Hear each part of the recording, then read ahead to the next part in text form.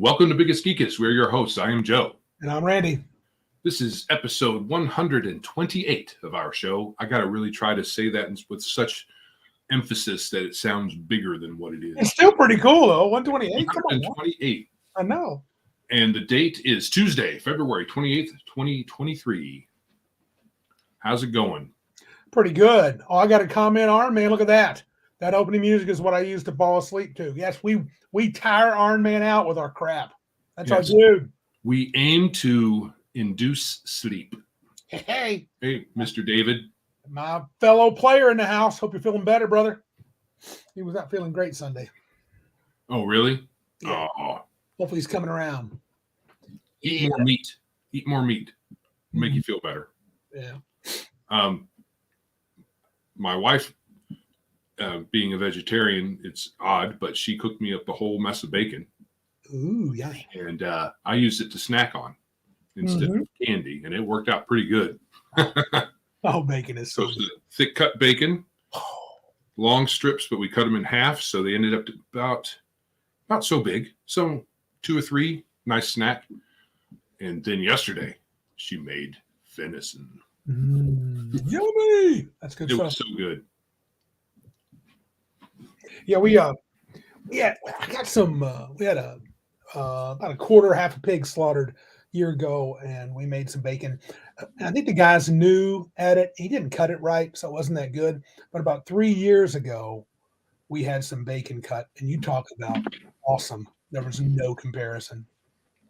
I don't agree, Iron Man. Nope. Thin. If it's the thin crap that basically curls up into nothingness when you cook it, yeah. But the thicker cut, that's good stuff. But it's a subjective taste thing, so he may not like it. Yeah, I think it's a good snack. Oh yeah, I agree. It's like candy in a way. Mm-hmm. It's meat candy. Someone put it on another podcast I listened to. Meat candy. Meat candy, yeah. That's pretty cool. But yeah, yes. Thank you to everyone who stopped by so far. Got a group. Got a decent group going on. Mr. Max Boivin, thank you for showing up. I look forward to getting those books. Yes, Darthic, thick cut pepper bacon. Well, it's not pepper bacon, but it's definitely thick cut. Candy bacon. Meat Candy was my nickname in college, according to Iron Man. That's hilarious. You know it, dude. All right, yeah, slow bake, thick bacon. Okay. That up. Sounds yummy. Store it like jerky. Yeah. Well, it didn't last that long once it was cooked. No, bacon goes so fast. Yeah. Especially when I'm nearby. Mm-hmm. My whole house loves it, so it's a bit of a fun. Yes, she is, Malachi. Joe's wife is the good kind of vegetarian. She doesn't try to force it on Joe. She just tries to sneak it in when he's not looking. Have some of this tofu. Tastes just like meat. No, it doesn't. Stop saying that. Yeah, I can't tell you how many times she said, "Hey, here's a fake hot dog. It tastes just like hot dogs." And I tasted it. Says this tastes like poop. If hot dogs tasted like poop, then you would be correct. But in this case, I had a buddy, a colleague at work. He made some really good turkey sausage. It was really good. And then he tried to tell me it was as good as pork sausage. And I said, no, but thanks for playing. That's demonstrably false. Turkey bacon and turkey sausage is good. It is not a replacement for the real thing. 60 pounds of bacon? That sounds sounds hard to store. He said breakfast meat, so it could be all kinds of yummy stuff. It could be. I like sausage too. Patrick says, in the house. Is he just saying that he got the Dungeons and Delvers book? Or he must have. Yeah, it is good. I like it too. It's a good mix of. It's just good. It's tasty. And it's a solid print from Lulu. I think they did a good job. Very good, actually. I've been reading it too, so I quite enjoy it. Did you get the game? You didn't have a great weekend. You were pretty busy most weekend, weren't you? This past time. Okay, so I wasn't supposed to work Friday, and ended up working, which ended up being good money because I worked over 10 hours, and it was a snow day. Didn't it snow? Did it snow Friday? We What got was Friday? snow. When was the big snow? The snow was Wednesday. So anyway, I ended up working, and then they were like, my supervisor was like, "Hey, good news! I got approval from the postmaster. I can work you past 8 hours." I was like, oh, how wonderful! "How is that good news?" You know, I'm in on my day off. You know that, right? But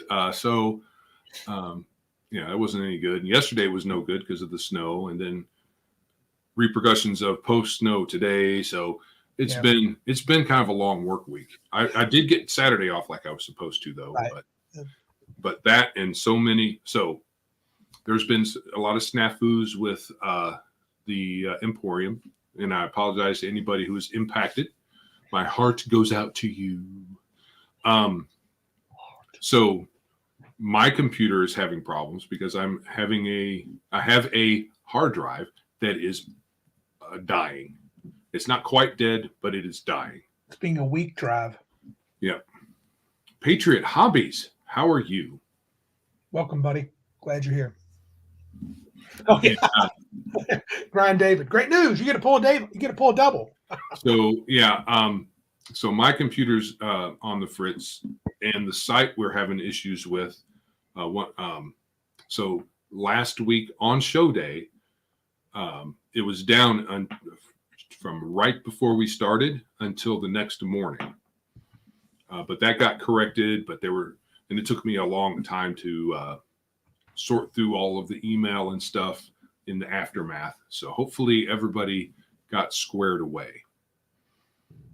So, but what do you think? I didn't get a chance to say this before we started, or ask this before we started.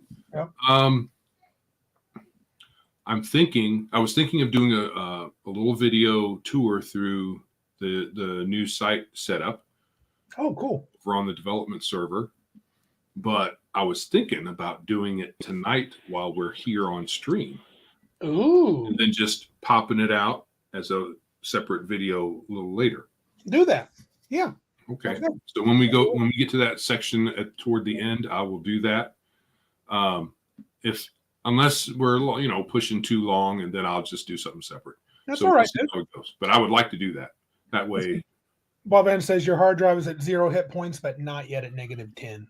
Yeah, I'm getting a lot of error messages, but it was a Windows machine, and I converted it to a Linux machine. So this hard drive, I didn't reformat. So that really might be kind of at the root of the problem. So I'm moving everything off of the hard drive. I don't quite have enough space to store everything on my other storage devices. So I might ditch all the videos. Okay. And then thank you. Wow, serves the smile. Brakes and threw them all outside of her. Nice. We have a few birds, little bitty songbirds, and we have they're zebra finches. Zebra finches. Yep. And they apparently this mama is what do you call it? Infanticidal. Eggicidal. Is that what? I don't know what you call it. Threw her eggs out of her. And bashed them. Yeah. I put one back. The others were not hurled. Aw. Anyway, yes.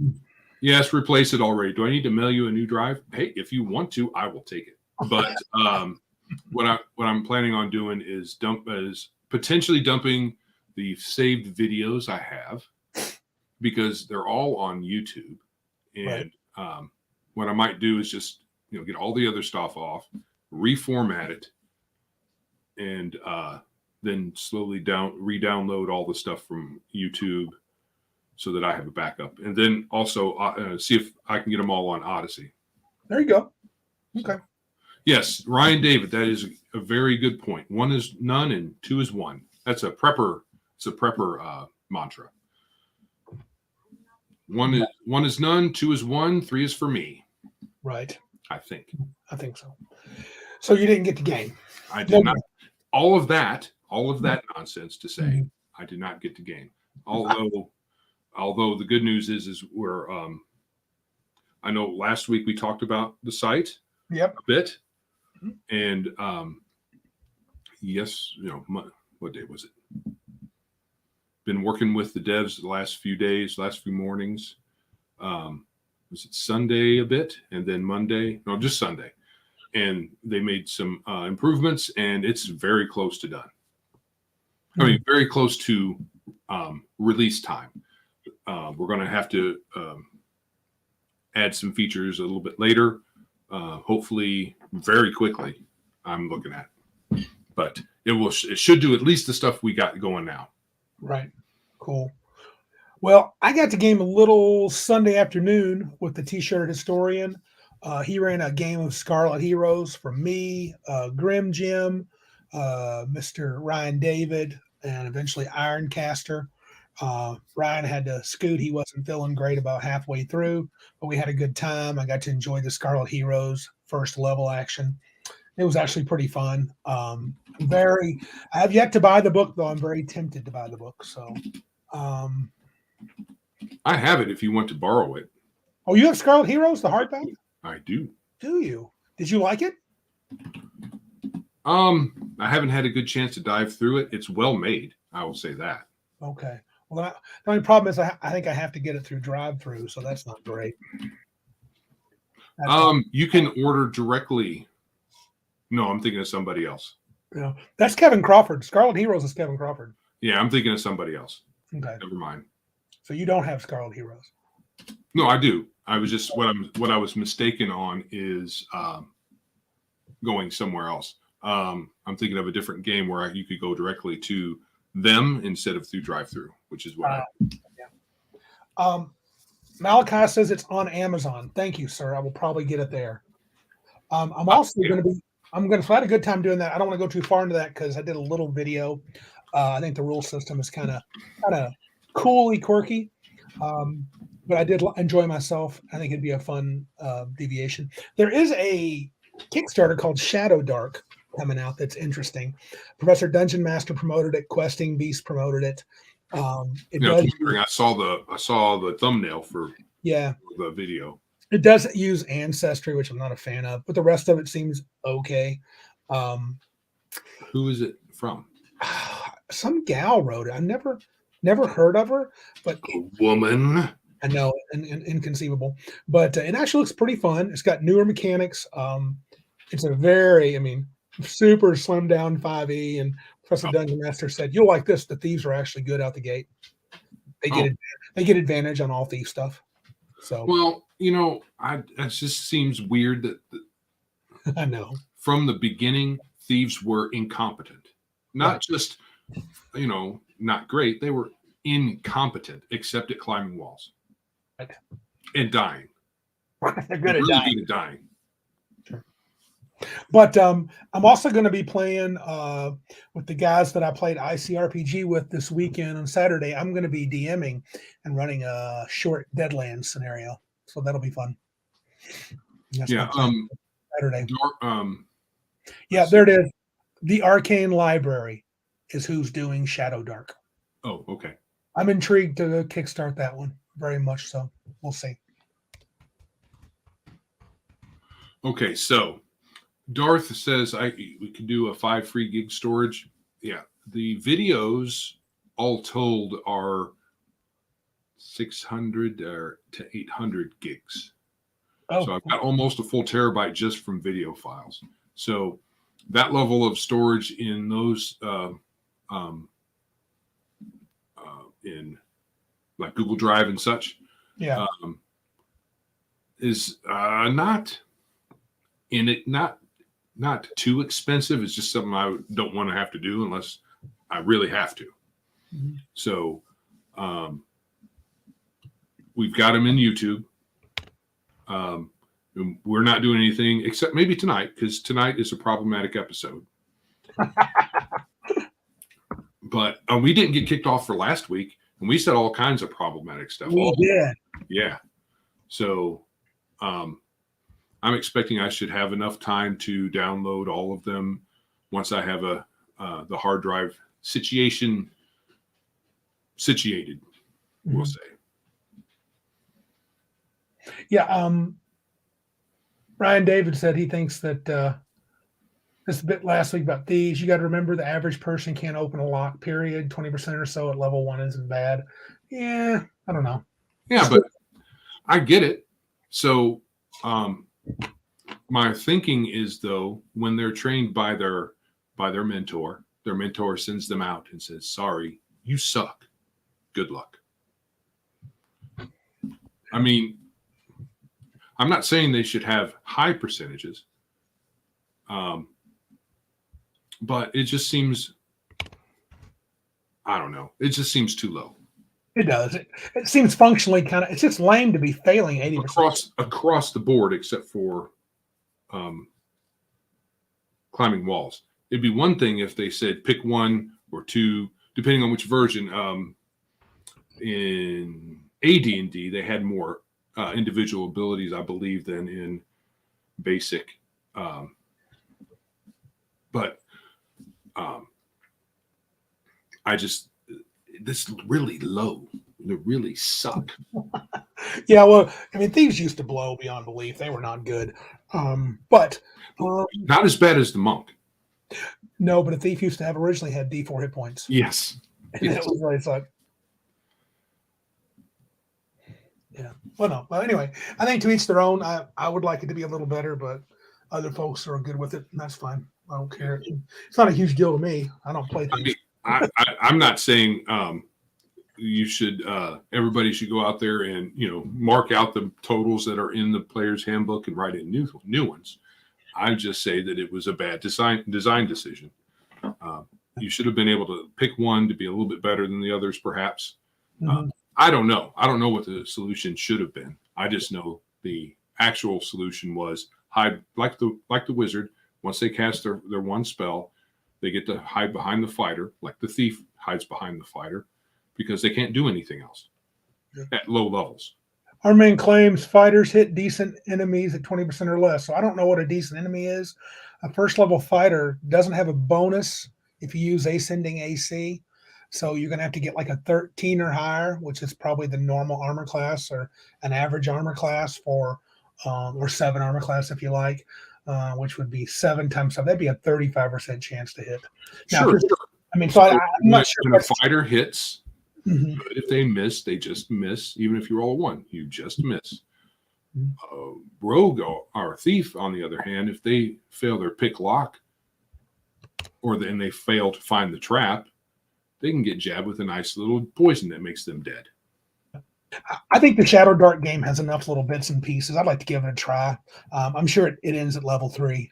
So, yeah, I mean, I'm sure most OSR-minded folks think that I'm, whiny. Yeah, that's fine. I did like diversity, just a different perspective. Yeah, Diversity in Dragon also has a little review of kind of retro review of Basic Expert and his early days of playing. Yes, T-shirt. I was in the midst of talking about it, and we went crazy on the OSR stuff. I did tell him a little bit about it. I made a video, dude. Check it out. He asked me. We'll be posting it either tonight or tomorrow morning. It wasn't real long on the review, but I do like it, and I'm going to get the Scarlet Heroes book. Since T-shirt's here, should I get the one on Amazon? It looks like it's a paperback, or should I buy it through drive-through and get the sweet? You said deluxe edition. I don't see a deluxe edition anywhere, so. But I really liked. I like Scarlet Heroes. Had a lot of fun stuff, and I hope to get to play it again. You might have to, grease some palms to get the deluxe version. Yes. I mean, well, T-shirt's got 3 copies. I'm sure he can sell me one. Well, just go over to his place and lift one. He won't miss it. About. He's got 3. He'll never miss it. Mm-mm. So he's got more than he can handle. That's absolutely true. All right, man. Cool. All right. So enough of that. Me whining about thieves that I didn't really play a lot anyway. That's the kicker, folks. Mm-hmm. Joe played like 2 thieves. Yeah. I remember the one elf thief. We were still in Monty Hall mode. Yep. And there was a magic archway, and he ended up with an 18 strength and being 6 foot tall or 7 foot tall or something like that. Yeah. And then he died like the next scene or something like that. Oh, I didn't mention with the Scarlet Heroes experience, I kept doing my classic muting my mic. And so T-shirt be like, Randy, your mic's muted. Grim was like, Randy, your mic's muted. I'm useless, man. You can't take me anywhere. I'll tell you what. All right. So tonight we're going to start off being problematic. If you saw the thumbnail, it was of an ancient Asian person and contained the word master in the title. So very naughty on my part, because in today's vernacular, the word master has to be, eschewed, right? Because reasons. And I guess some people would accuse us of culturally appropriating that imagery. But that doesn't really have much to do with what we're talking about right now, which is the problematic nature of Dark Sun. Yes. I mean, it's just a problem, right? I mean, some people don't like it for aesthetic reasons. Acts of Legion of Myth. It was too much of a departure from D&D. Too much psionics. He's not a fan of psionics in D&D. And no psionics. Right. I've gone back and forth on that, whether I like it. Yeah. But according to this article from wargamer.com, now Wizards of the Coast, who owns Dark Sun, and if they know anything about history, knows that it was very, very, very popular back in the day. Oh, yeah.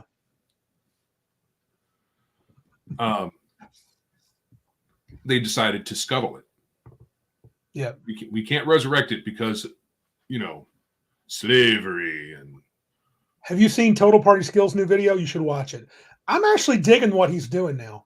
He's making these kind of little short, like he's like taking on character roles and pretending to be different people, talking about this stuff. I kind of like it. And he talks about Kyle Brinks. Well, everybody seemed to like it, so maybe we should do 5e Dark Sun, and they go down all the check marks, how they're going to change things. Pretty funny. Because if you take enough of that stuff out of there, I mean, the ecological part should be right down their alley, right? Humans messing with the nature of things and ruins the planet. That should be right down their alley. But no, because, bad people doing bad things, they've got to, dump all over it. So let me see if I can get this article here shared. Yeah. Let's see.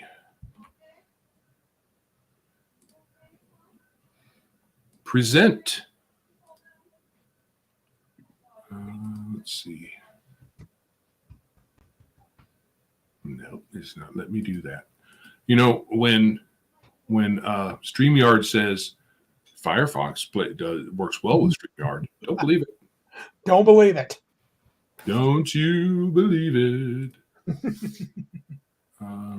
So apparently they don't want to make it because they're scared of all the problematic stuff. I don't really care. I mean, I hope they don't. I mean, people made good points. I mean, we're late to the party on talking about this. People made good points. I mean, don't make it. Leave it as it is. I'd much rather keep it the way it is. Don't screw it up. Yeah. There's absolutely no reason a crafty player or three couldn't just make it work for their table. Yeah. Because it's really just a setting. And you don't necessarily need the psionics part of it, although it's part of the scene there. I feel like the psionics were kind of important because they replace. I mean, back then it's like magic screwing the world up, and so other abilities manifested or something. Which I did actually like it then. I liked the psionics in the world. I thought it made a lot of sense. I liked the challenge of the Defiler and the Preserver, and I thought Dark Sun was cool. I didn't play a lot. Very interesting aesthetic to it. Everything's deserts and stuff. I mean, you can't do anything interesting like this these days. It has to be more like, My Little Pony crap. Yeah. Well, they're not interested. Like they want to talk about their fifis all the time. Right. So. And our favorite dude on the planet, Kyle Brinks, said to Bob the World Builder, the Dark Sun setting is problematic. in a lot of ways. And that's the main reason we haven't come back to it. So I imagine there are some of the races there that are, code for real world races. Oh, yeah. Or people groups or whatever. Here we go. Several D&D races from the setting also potentially perpetuate harmful stereotypes. Halfling According cannibal. to Dark Sun Wiki, Dark Sun halflings live in forest tribes that are known for cannibalism. Oh, my feelings are hurt. I'm so nervous. And I've never known exactly how to pronounce. Is it supposed to be mule or mule? I don't know. I've always pronounced it. I like mule. that because mule's a cross between a donkey and a horse, right? Yeah, they are sterile, and mules are sterile. Moles are sterile. Oh, okay, fair enough. So it kind of makes sense. It does, yeah. Are a race of slaves noted for being particularly violent. Yes. I mean, if that doesn't scream a particular real world group, what doesn't? Yeah, because there's only been one type of slave ever in the whole world. Everybody knows that. Another awesome line here. One D&D. Oh no. Wizards of the Coast has taken several steps in recent history to amend problematic content in D&D, such as tying ability scores to background. Yeah, moles were crossed between dwarfs and humans. Yeah. It was kind of new and shocking at the time. We never seen that. Right. Dwarves and humans, they can't do nothing together. They couldn't. But, magic, whatever. Yeah. Instead of race in one D&D and hiring cultural consultants. What a phony baloney job that is. God, dude. After players criticized the Hadizij Spelljammer race. They're just terrified of anything because they're weak. And they start talking about the Radiance and blue, blue, blue. It's so stupid. Yeah. Oh, man. Apparently, Ryan, David, and Bert only could handle this for about 5 minutes. And that's about all it's worth. Yeah, I mean, okay. Stop. Yeah, it's really dumb. I mean, these are just infants in adult clothing. Yeah. I mean, emotionally, mentally, some parts, and it's only part of them. I mean, they can navigate the world, drive cars, hold down a job, but you say the word slave, they become blabbering infants. Yeah, I know. It's even if it's the bad guys doing it. It's the bad guys. The Right. bad guys have slaves. They're obviously bad guys because that's one of the things they do. Yep. So let's go kick the bad guys in the nuts and free the slaves. Why don't we do that? That would be that's an awesome adventure. Talk about an easy hook, dude. There's not too many players who are going to pass on that. Joe would always jump on that. Yeah. Randy says, "Hey, there's the bad guys over there." Oh yeah, what do they do? They have I'm in. Let's go get it. So he doesn't have to complete the word. So, Sluh. gonna kill the slave. Kill him. Get on. Kill the slave owners. Free the slaves. Yeah. Oh well, that's all right. WOTC doesn't want to make good games. That's cool. Go do your thing, man. Make your stupid crap. One D&D. I hope it's the most inclusive, equitable, diverse game ever created, and I hope they get all the little. I'm going to borrow since Ryan David's here. All the sparkle trolls they can handle. Yes. They rely on all this code, right? Things are code for other things, and that's something that happens in the real world, but it's not everything, and it's certainly not in our hobby. None of this stuff was coded. Yeah. Except that they will say, "Oh, it's subconscious." Cal wanted to be Spartacus. No, you're canceled. I can't believe you wanted that, Cal. And Demo makes a good point here. Patrick says, I can guarantee you that whenever anyone from WOTC says the D&D community complained about or wants X, you can file it under the never frickin' happen folder. Truth. No one that's important, no one that matters. Some focus group or online whiner. Oh, before we leave this topic, so good. Total Party Skills made this comment. Tim Scott just reminded me. He said they can stick with Strixhaven. One of the he's playing Kyle Brinks and he's playing the guys and asking if they have ideas.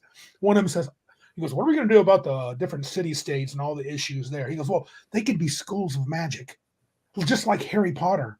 Wouldn't that be great? One because I love Harry Potter. That's trouble. That'll be a problem if they love Harry Potter. You can't love Harry Potter. Well, and I don't know why they had such a heartburn about that game. They had a trans person, and they have a trans person depicted in game.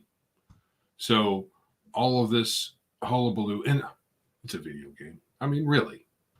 And when it comes down to it, it's a video game, and it may have had some other fella said it may have had the Streisand effect.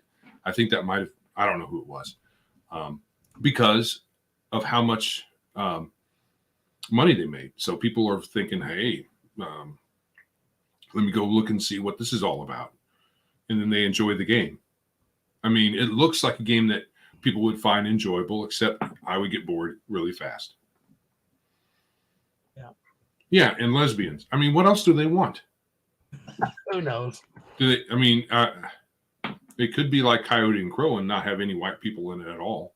Maybe that would make them happy. That would make it okay then. Then it'd be fine. And I think the main character isn't. I don't think he's a white guy. I think he's multiculti of some kind, potentially. Even it doesn't matter though. Who cares? I don't care. It's a video game, and it looks fun enough. Yeah. Oh well. Yes. Yes. Yes. Yes. I damaged Cal. I did 10 points of damage to Cal. He said he's emotionally damaged from not being able to play Spartacus. What are they going to do about that? People like Cal here are good and kind and very soft-hearted Cal. They won't let him play Spartacus. What are they going to do? Are they going to be okay with that? Well, Cal, unless they tell them where you live and invite them in when they come and knock on your door to interrupt your game and take your books, I don't think you have much to worry about, which is what we should all realize. It doesn't matter whether Wizards of the Coast doesn't want to do Dark Sun. There's plenty of Dark Sun material out there if you want to buy it and pay really through the nose if you want original stuff, because it's freaking expensive. Or you can go to one bookshelf and get reprints and play the hell out of Dark Sun. It's a really cool setting. Hey, Patty, stop driving. Who told you could drive around at the time we are live streaming? You know better than that, Patty. You should be listening and taking notes. Pull off onto the shoulder. And if there's not a shoulder, make one. And then listen to the rest of the show. And then you can continue on with your life. Oh, man. Goodness gracious. Oh, well. Yes.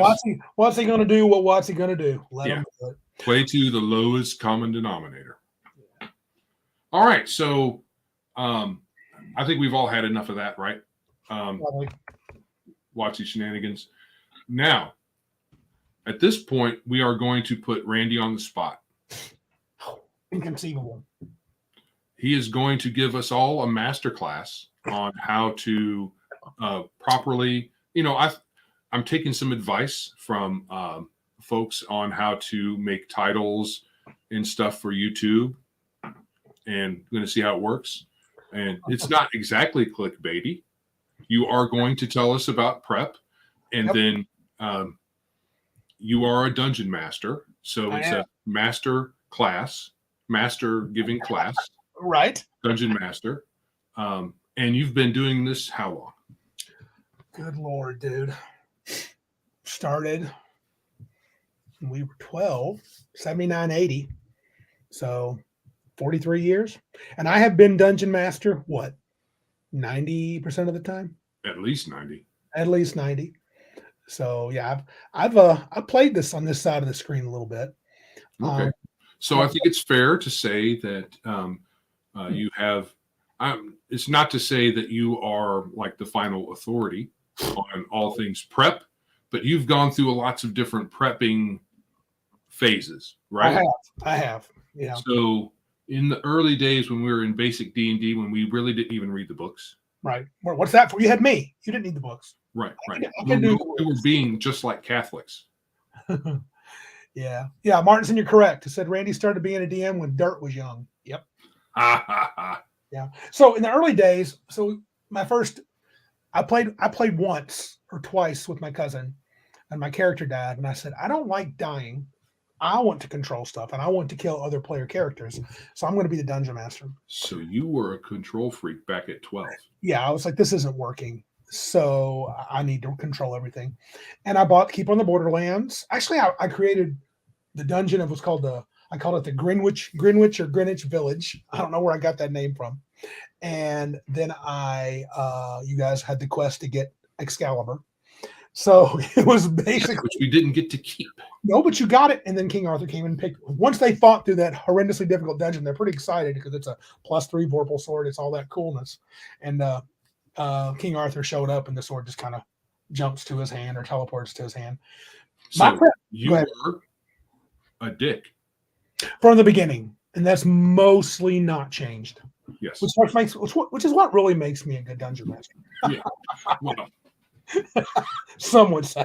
Some would say. Others would just say it just makes you a dick. Yeah, he had to pull the sword. Hardman says King Arthur had to pull the sword from the stoned. Yeah, pretty much. And Cal's got me beat. He is officially older than dirt, so good to know. Cal may have some pointers. So when I prepped dungeons then, that was it. It was prepping the dungeon because where did the game start at, Joe? The door? The door of the dungeon. So you're at the dungeon. At the dungeon. You've made your characters. You didn't do town stuff back then. There was no town. The town barely existed. It was there for you to go. I didn't even think of the town. You looked in the book, you bought gear, spent all your gold pieces, and then you ended up at the door of the dungeon for whatever reason. My whole purpose was draw, and I used to draw my dungeons back in the day, and then I would put the monsters in there and the loot. And it was usually a game of, every room had 2,000 gold pieces and, 6 orcs. The next room had 1,000 gold pieces and 5 goblins. It was just about placing monsters and giving them tons of treasure. And then, of course, the best part was taking it away from them. I've talked about the King of the Wind elementals. So that was good times. Oh, Gaming with ADHD. Welcome. Yes, go head over to, he has a YouTube channel. Oh, he does. Okay. Called, cleverly enough, Gaming with ADHD. That's what I'm talking about. And I would be remiss if I didn't also mention Ryan David and his show. Yeah. Nerd Cognito, baby. Nerd Cognito. Bert doing the sweet podcast action. Yes, and Mr. Max Boivin has his own reactionary Principal Gaming here on YouTube as well. Our peoples, man, they're doing their stuff. Look at them. Ryan David is not on YouTube. He is a bit of a snob that way. And he does his only on audio. He doesn't want us to see his pretty face. It's his rich, angelic voice that we're there to hear anyway. Yes. So, whereas Boivin wants to show what it means to be a manly man and have great gaming advice. Who is this powder puff nerd? Hello. Yes, he does have a decent fitness channel, Mr. Flady. If I was only decently fit, I would be better at doing the stuff he suggests. So anyway, early days, monsters, lots of loot. Logic didn't matter. It was all about fighting. And good loots. That was the story, man. It was about killing the monster. You got good stuff. Yeah, that was it. Like these days, you kill a monster and they have empty pockets. There might be dirt on the floor, but maybe not even that. And he's right. You can see T-shirt pipes in. He's on YouTube. He's on his channel, The Weekend Geek. Yeah, he does show. Yes, T-shirted. I'm sorry, I forgot you were here. T-shirt also has a channel called T-shirt Historian. He does. And what do we play the game on, though? Dungeons and something. It's a different label. Anyway. So that was my early days prep. And after a short while, we phased into first edition. Yeah, so what changed with first edition as far as prep goes? Well, was it more being more aware of the game in general? Because once we got into first edition, I think that's when we really started doing more reading. Yeah, and I was reading more. Joe was doing his best to get me to follow the rules. I was still fighting that pretty hard. And I would start running a lot of modules because they were cool. Sinister Secret of Salt Marsh was early. Ghost Tower of Inverness, Against the Giants, all the classics. We played all that. Lost Caverns. Oh, Lost Caverns many times. Mostly I read the highlights though. So preparation, I was more of a wing it DM. I would read the highlights of the module. I didn't want to read every little detail. And again, I mostly looked where the monster encounters were and said, oh, this is cool in this room. So I would have the dungeon, and though they would turn left or right, I wanted them to fight the stone golem. So that's where they ended up at. And so, still I had a still good, strong sense of being a dick going on. And it was mostly about killing monsters and taking the stuff, but it did have a little bit of, every once in a while we would do boring town stuff so that the NPC could send you on the quest. I used to not even bother with that. I would tell them the quest in the old days. You're going to get Excalibur from the Greenwich Village dungeon. That's how you do it. And later on, it was more about, and so he says, I read a lot of box text. And you got to realize this was late middle school, early high school. We were doing that. And then my Wing It, Monty Hall days came to an abrupt end. Did you play when you guys killed Tiamat in the Nine Hells show? Did you play that? Yeah. Yeah. Grenade. Huh? With the grenade. There was a ninja illusionist with a grenade. There was a thief with a laser sword. Joe's wizard, what's his name? Volscar was uber level, probably had 4 relics. And they went to the Nine Hells and they literally killed Tiamat in her own lair. And that's when I realized this kind of sucks. This kind of playing is just kind of, I don't get it. So I took a short break, and not that I officially announced it, but I kind of had to rewind. And do you remember when I told you guys we're going to use the rules as written?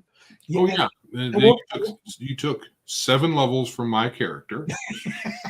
Yes, no, 8. He was I did. 7th level. You're too high level. That's over. You're too high level. We went from 27 to 19. Yep. And probably took half his magic items too. Well, we started over. He was in the end. We just started over. Yeah. We pulled out the player's handbook, and I said, because before this, I think I've said it on here. I would give thieves 50 hit points. Clerics would have 75. Wizards would have 25. Yeah, 25, 50, 75, 100. So the fire would have 100 hit points. Even at first level, we'd go after it. And so we went back to the core. I gave them, this is how much gold you have. You have to purchase the stuff. Make sure you write down the encumbrance weight. I was pretty picky about, you can't have more. Can you carry that? Are you sure? Are you strong enough? Remember, I used to say that a lot. And got real stingy. Yeah. Real stingy, real particular. Yep. Yeah, it was a big 180. Yeah, and you got to roll to learn a spell. Your intelligence is this, so you didn't learn it. Sorry. You can't learn Fireball. Sorry about your luck. You're too dumb to know Fireball. But I had you roll hit points. I rolled 1 hit point. If you even found some source that you could study from. Yeah. And part of that was I don't think I fully understood how you transcribe spells early on. But I did start studying my Greyhawk Gazetteer. And that got me thinking about world development. And world development led me to running the modules again, but I ran them more carefully. So I really had you guys try my best to get you guys. We should probably comment on that, but we'll wait. Powder Puff talks about not the pink centaurs. They were gay centaurs, and it was the land of the gay centaurs. Joe enjoyed that place quite a bit. Not really, but however, that only occurred if we pushed you into any kind of gaming. If we were just sitting around doing nothing and you didn't want to do anything at all, and we were like, "Hey, let's play." Fine. Yeah, you'd browbeat me in the gym, and then we'd pay for it. So I stopped. Yeah, Joe learned pretty quick. Hey, Kitty, what's up? Look at that. Is this person new? Have we had Kitty on the show before? I don't know. Is this someone from DVR land? If so, hello. Welcome. Yeah. Duncan Bradley showed up. Mr. Bradley. I think it was before the transition to 2E. Town stuff became a thing. It was just like one night. I'm not sure if you were there, if you remember this. It was you and Ryan and Jeremy. I think it was you and Ryan and Jeremy. And you went to town. And for some reason, I got a little wild hair at my butt. And I started role-playing the the person that owned the tavern, and the next thing you know, they got into to making. Oh, Patty, all right, welcome, Kitty. Good deal, Patty's wife. Oh, good. You're not driving. That's Kitty, cool. Don't forget to subscribe. Yes. Maybe we should tell them all. Perhaps we should tell them all to do that. Perhaps so. You are correct. Subscribe, everybody. If you're not already subscribed, yeah, we'd really like to get the channel up to 500 so we can give away a what were we giving away? Well, I think we're giving away a copy of the Master Edition of ICRPG, of which you have two. I have two. I will give one. And eventually, I was going to give away that. We're having a double whammy, so I might also give away that Paranoia box set, which is actually very sweet. Not a lot of folks seem interested in it, so I may wait. So I'm not sure. Oh, what? You go the speed limit, Kitty? She says, I'm not driving. He won't let me drive because I'll actually go the speed limit. Well, that's pretty reasonable of him. Oh, she's funny. I only domscribe. What does that mean? Instead of subscribe. Oh, okay. Ooh, she's slick. She's a smart one. Got to watch it. That was slick. Very nice. Yeah. But do you remember we started doing that, really get into role playing? I mean, character a little bit, and having to deal with stuff. That's probably when Joe got tired of it, but I was intrigued by it. So town stuff became a thing, and I prepped all facets of the module, not just the whole dungeon. The dungeon, and I also started thinking about the Gazetteer, the Greyhawk Gazetteer got me thinking about NPCs. So I was like, there need to be NPCs that are in this world that have done things that the PCs can meet. That could be, even sometimes for us, it was even competitive. Some players were like, what level is that ranger? I need to be higher level than him. I remember we had people be like, what's the highest level ranger in Greyhawk? And so I would jump to the Gazetteer and say, well, according to this, she's a 16th level Elven Ranger. And their goal was to be higher level than her. It was kind of funny. But, yeah. Right. Then you went through a little bit of a phase where we would say, you would describe the NPC, and they would be redheaded, and we knew they were important. Yeah.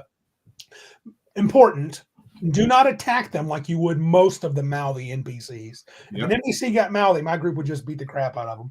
Because once we started doing the town stuff, it was usually revolved around a tavern. Almost always, beat up the locals. Yeah. So my prep then usually consisted of making sure the town leaders were tough enough to fight the player character. That was part of my prep. And then I have the module for a basis, and realize at this point, I'm running the same module over again. I mean, they never complained or they never said anything. It was good enough. So we did a lot of the same stuff, but I would start to sandbox a little. I mean, I would let you guys veer off.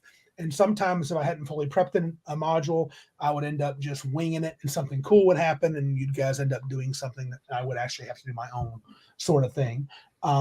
It was during first edition that Ravenloft showed up. And that really got me thinking and how rich the background was, because it was kind of like a story.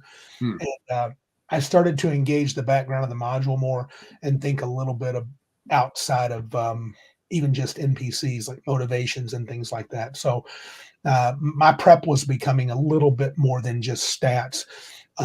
Honestly, running modules, I was even prepping less because I would read it and the stats would be there and I'd be like, yeah, I'm good. And that was kind of what I did for a long time leading into second. Right. So from what I remember, when we first started doing the town stuff, we would go kind of off the deep end, like on shopping. It was really it was weird. It would wear you out. You would get old. You would get tired of that. And I understand it now. Back then, I was just trying to build up my role-playing muscle to be able to do characters. I wasn't much on voices. I'm still not much on voices. Joe knows sometimes I get into kind of voices a little bit, but I do tend to try to have, each character have a unique perspective. Each NPC be a little different than the last one, so they're not just NPC number 3. But it did get a little bit overdone. What's that? according to Powder Puff Nerd, my wife, she's on this thing called One Bid, which is a local bidding house for what would be, extreme yard sales, probably. Just won a game we can all play.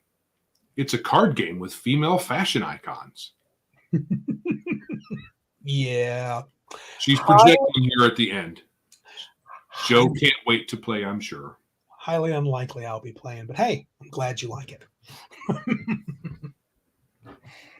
No, but she knows the deal. She's laughing. Yeah.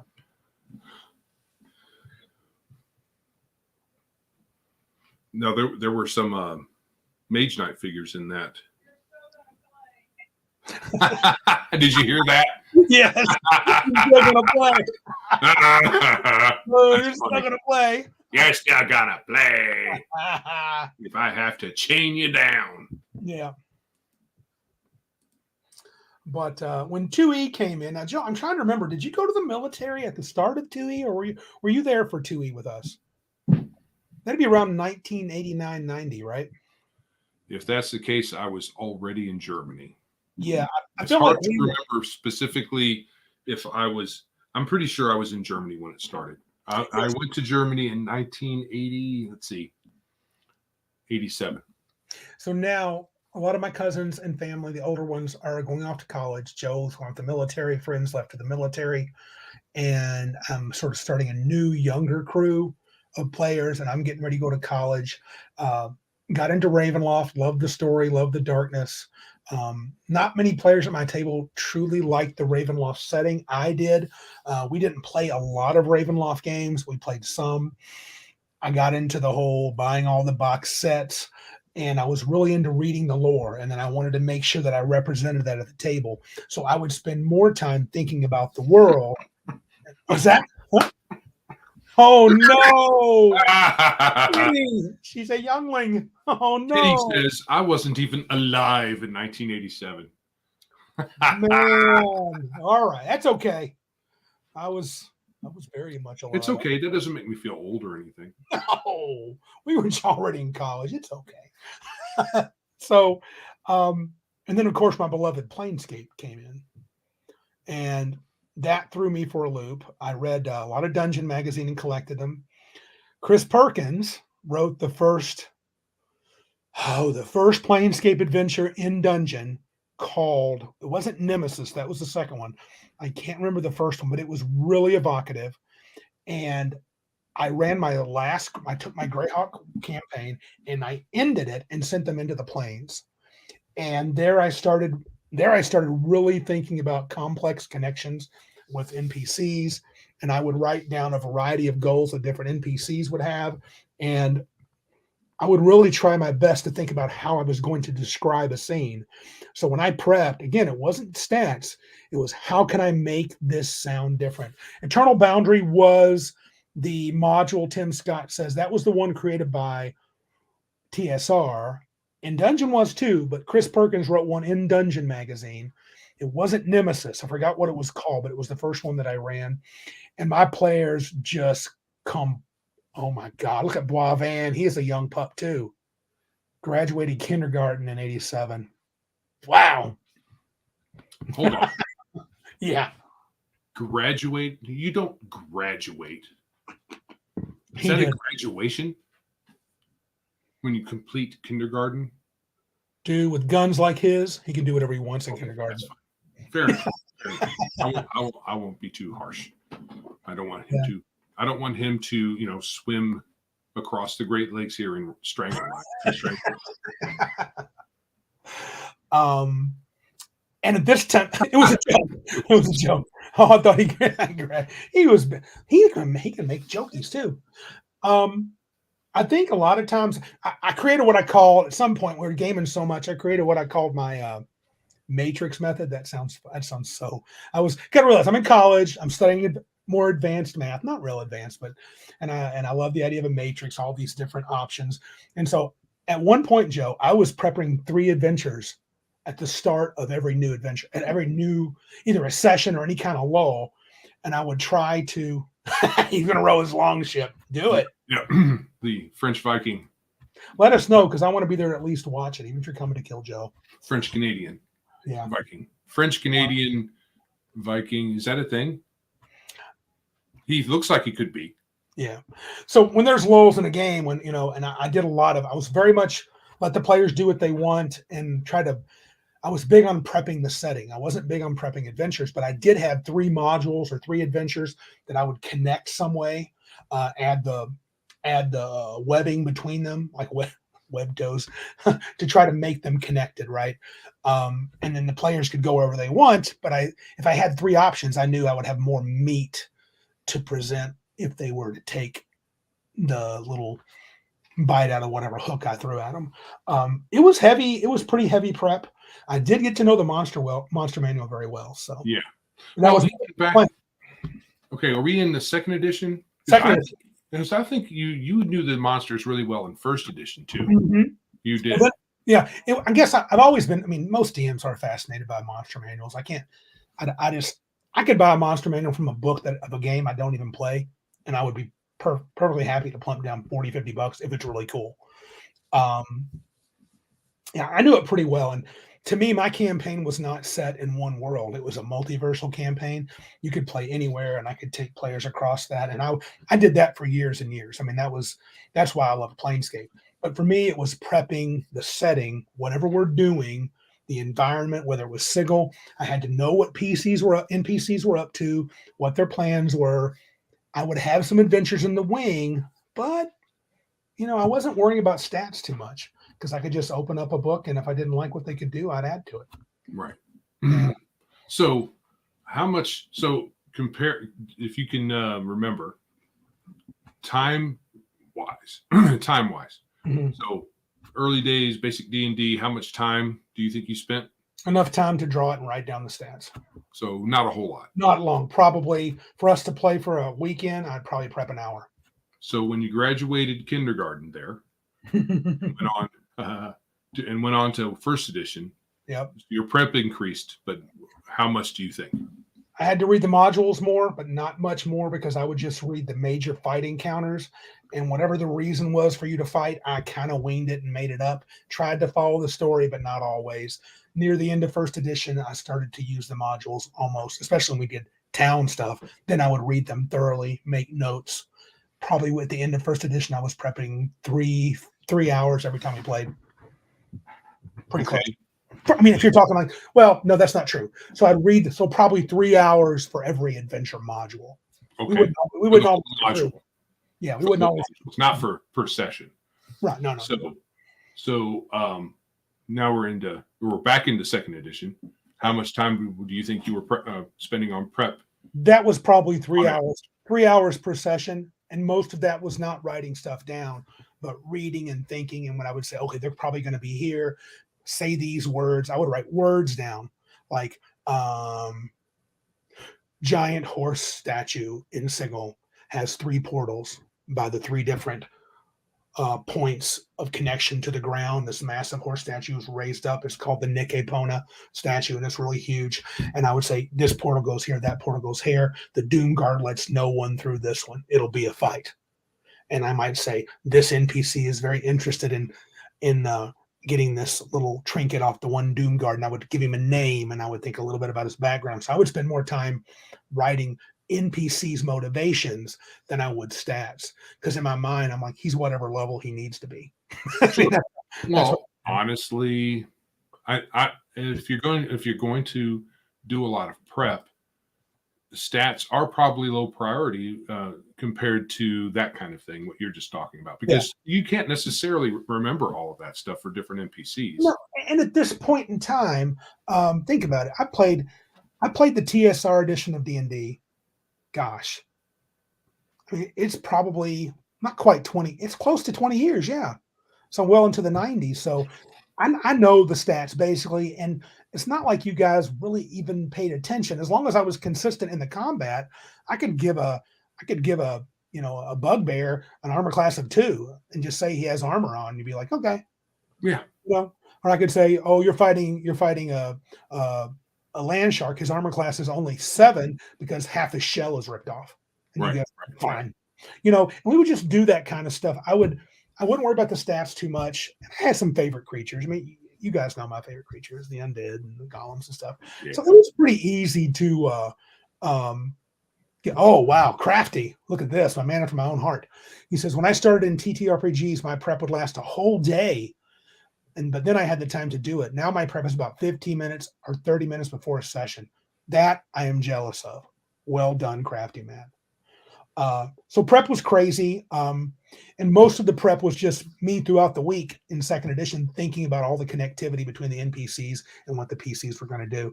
And how connected, how interconnected did you want to make things? Unfortunately, more than probably you would like. I loved, I told you my 3-module matrix approach.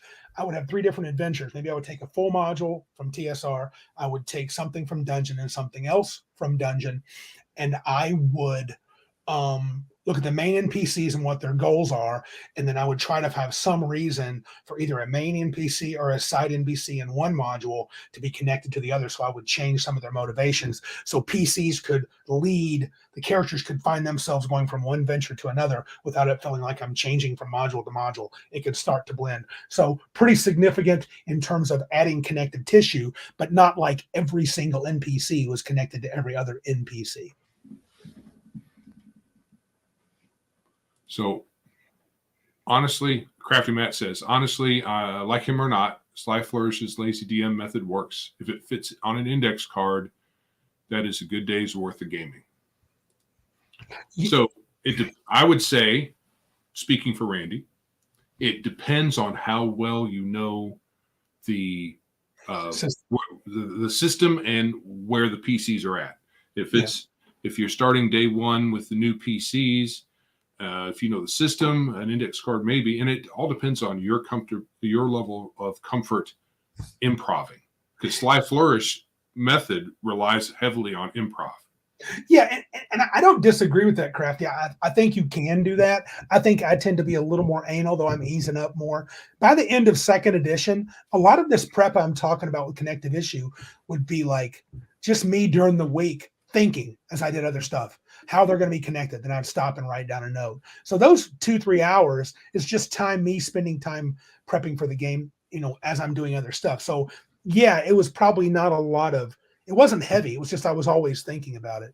Now the third edition era, things changed. Oh, I think it got worse for you. Worse. Right? Yeah. I mean, orders of magnitude worse. Yeah. Yeah. I don't know what happened, but when we switched to third edition, the game was so different. I felt like a fish out of water. I had new players. I was up here in Michigan. I'd moved here. I was married to my wife for a few years. She was playing now full force, and I wanted the game to be really good. And the rules were all so different. So I would stat, and the game itself, I mean, if you've seen a stat block from third edition, it gets crazy. And so I felt like I had to prep every encounter, every monster. And if you want to kind of speed through this some, through 3.5 and Pathfinder, it got worse. I was prepping like I was pre-drawing the battle maps. I had if I prepped a module, I had to know, I would read the whole module and completely read it and then prep it. And prep it meant go through, make sure the armor classes were this, the stats were this. I kind of felt like I was working way too hard.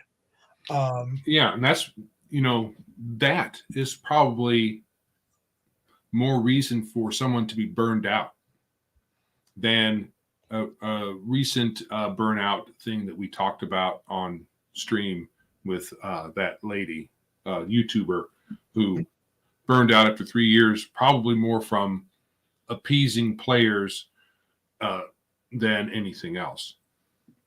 Good night, Ryan David. He's heading out. Have a good one. Everybody go check out Nerd Cognito. It's a great show. Yes. T-shirted said, this is interesting too, because I don't know if that was it. He said, Randy was overthinking so much on Sunday. He's sitting here getting overly complex, explaining his plans for staying on guard. And I'm like, dude, I'm not a killer DM. Yeah, I think that's fair. I wasn't worried about you being a killer DM as much. It's probably just, I want to be really clear what I was doing.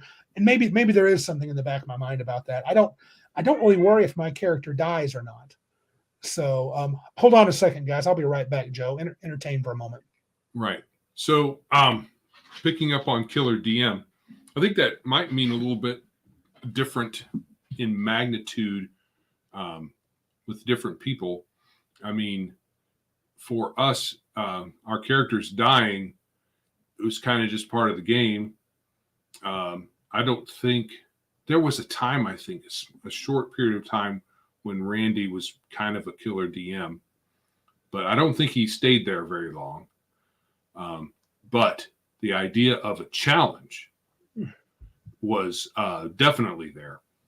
So, the risk, so that, and the idea is there should be risk.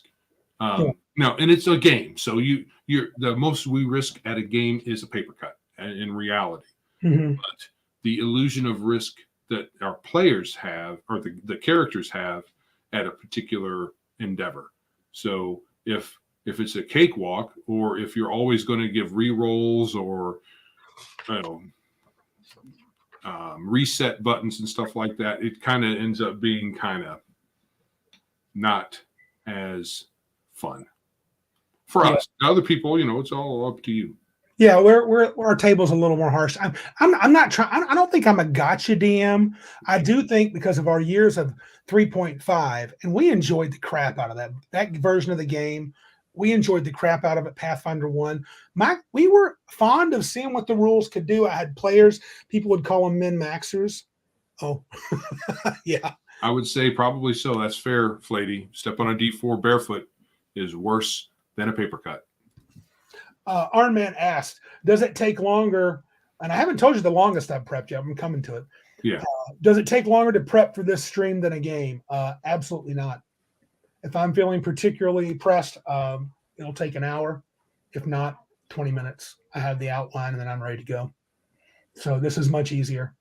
But third edition, I mean, even my wife, one thing what I lost was my ability to ad lib. As I was pondering through my years of gaming, I was much more relaxed in my old days pre-third edition. With third edition, because the way monsters worked and the power level of the characters, I just had to be on my game. I had to know how the feats and the skills and the abilities, worked. I had to know when a monster's ability was a waste of time. So I wasn't, it may not be fair, but I didn't want to waste time casting something that was completely ludicrous. So now that we're here and have gone all the way through third edition and Pathfinder, yep. Do you think that attitude was warranted? No, because at the very tail end of our Elysium campaign at CabinCon, I showed you, I would prep. I mean, believe it or not, I could prep a fun 9th, 10th level adventure on a couple of index cards because I knew the stats of monsters. I think it was, Jack the 71st says 3.5 was prep heavy. It made me think that it absolutely affected my prep, and I became more a mechanical prepper and let adventures and basic stories kind of flow from that. During my 3 years long 7 Spheres campaign, I prepped 8 to 10 hours a week minimum. Every time and that would be, we played every 2 weeks. So I would prep 8 to 10 hours twice a week for 2 weeks in a row. So 16 to 20 before the next session. Yeah. I would say that's no wonder you had some burnout issues. Yeah. And I made it through 3 years. And that's one of the reasons that, the big joke now is I can't keep a campaign going. I'm constantly switching games. Part of it is I just like, man, I need to prep something new, but I'm not doing that anymore. I mean, my prep has changed dramatically. Now my current one, if I'm writing my own adventure, it's not even the longest prep. A module's longer now because I got to read it. If I'm writing my own, I write 1 to 2 paragraphs, and that's the story that I'm going to try to lay down. Yeah, I like this too. Crafty Matt says, I guess a forever DM, GM, referee, as a forever, I am always prepping, always writing down new ideas, and always considering the next session in my downtime at work or on the John. Yeah, that's always good to do. That's a bit of the sly flourish method too. Is you don't try to sit down and make everything all at once. You do little bits. And you don't necessarily need to have all your bits at game day. No. Because you know how game day works. Yeah. I mean, Crafty's got the right of it. The one thing that I'm not doing now one thing that I'm trying to come to, I'm almost playing too many games now, trying different games out, and I'm loving this, loving that, loving this. I really want to find a game that I love and just run the crap out of it. Jack the 71st says that I'm sure he's referring to my 8 to 10 hours every week is way too much. It's crazy prep time. I 100% agree. But I think my players who played in Seven Spheres, they may not say it was that I should have done that, but they would say it was a hell of a campaign. Would you say that, Joe? Oh, yeah. It was awesome fun. It was super fun. We played levels 4. Joe didn't play the whole thing, but he got to the high level, 26th, 27th, plus super badass Wizard of Doom. I mean, it was fun. We had some super high level fun. Right. Yeah. But could we have had that same amount of fun with less pressure on you in prep time? Yeah. And you didn't pressure me. It was me. No, I'm not saying it was us, but that much prep time had to be stressful. Yeah, I'm really some DMs say they love it. Look, I do enjoy my prep. Savage Worlds changed me. When I started running Savage Worlds, once I realized that most creatures can be handled with a D6, and if they suck at something, a D4. If they're good at it, a D8. Boy, that changes prep. Thank you, Martinson. He said it was the best one ever. I'm jealous of Jack the 71st. His first prep time is reading the paper and taking notes. Right on, dude. Is that the Red Room? Wretchedverse? Yeah, Wretchedverse for the Red Room. Have you been here before? Is this your first appearance? No, Jack was here last week. Last week? Okay. Hey, Long Shot, what's up, buddy? Long Shot. Oh, is this DV Army in the house with Long Shot? Could be. Maybe. Long Shot a couple of times. He might be a hardcore gamer. Now my prep now has changed dramatically. Savage Worlds cooled my heels. I write 1 to 2 paragraphs when I'm writing my own adventure, stat out the main villain, and then say, look, do I know the rules? Yeah, I'll figure the rest out when I get there. And I do. I really enjoyed prepping for my OSC campaign we're running. Our buddy Larry Ellett will be back in town before long. Yes. Really, I'm kind of desirous to run that again. Get you guys back when you got 4th level or 5th level, whatever you guys were at. And but I will spend a little more time if I know there's going to be some heavy social encounters, because then I got to think about motivations for NPCs if you're trying to convince them to do something. Hey, Crafting Gamer. Right. So all of your your prep involved through all of this has involved potentially drawing out a dungeon or using a pre-made, writing up stats or motivations. Yeah. So some writing early on, probably with a pencil, now probably typing. I type more than I used to, a lot more. And you did make some battle mats. I did early in 3rd edition, especially. I would draw the battle maps out. And I know you've used terrain pieces from games.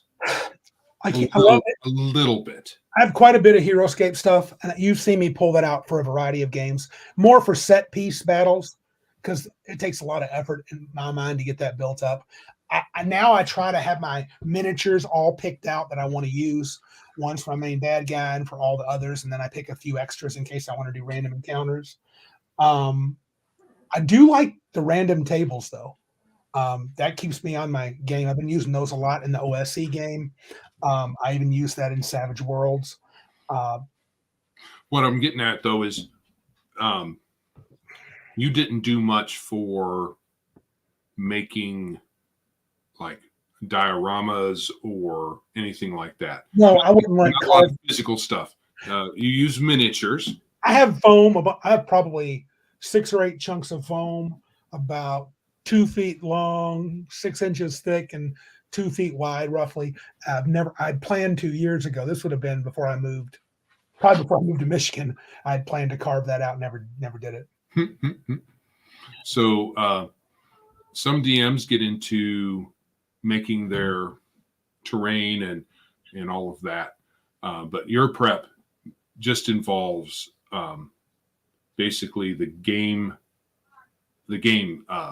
elements. Yeah, Nothing external, really. outside of, well, it depends.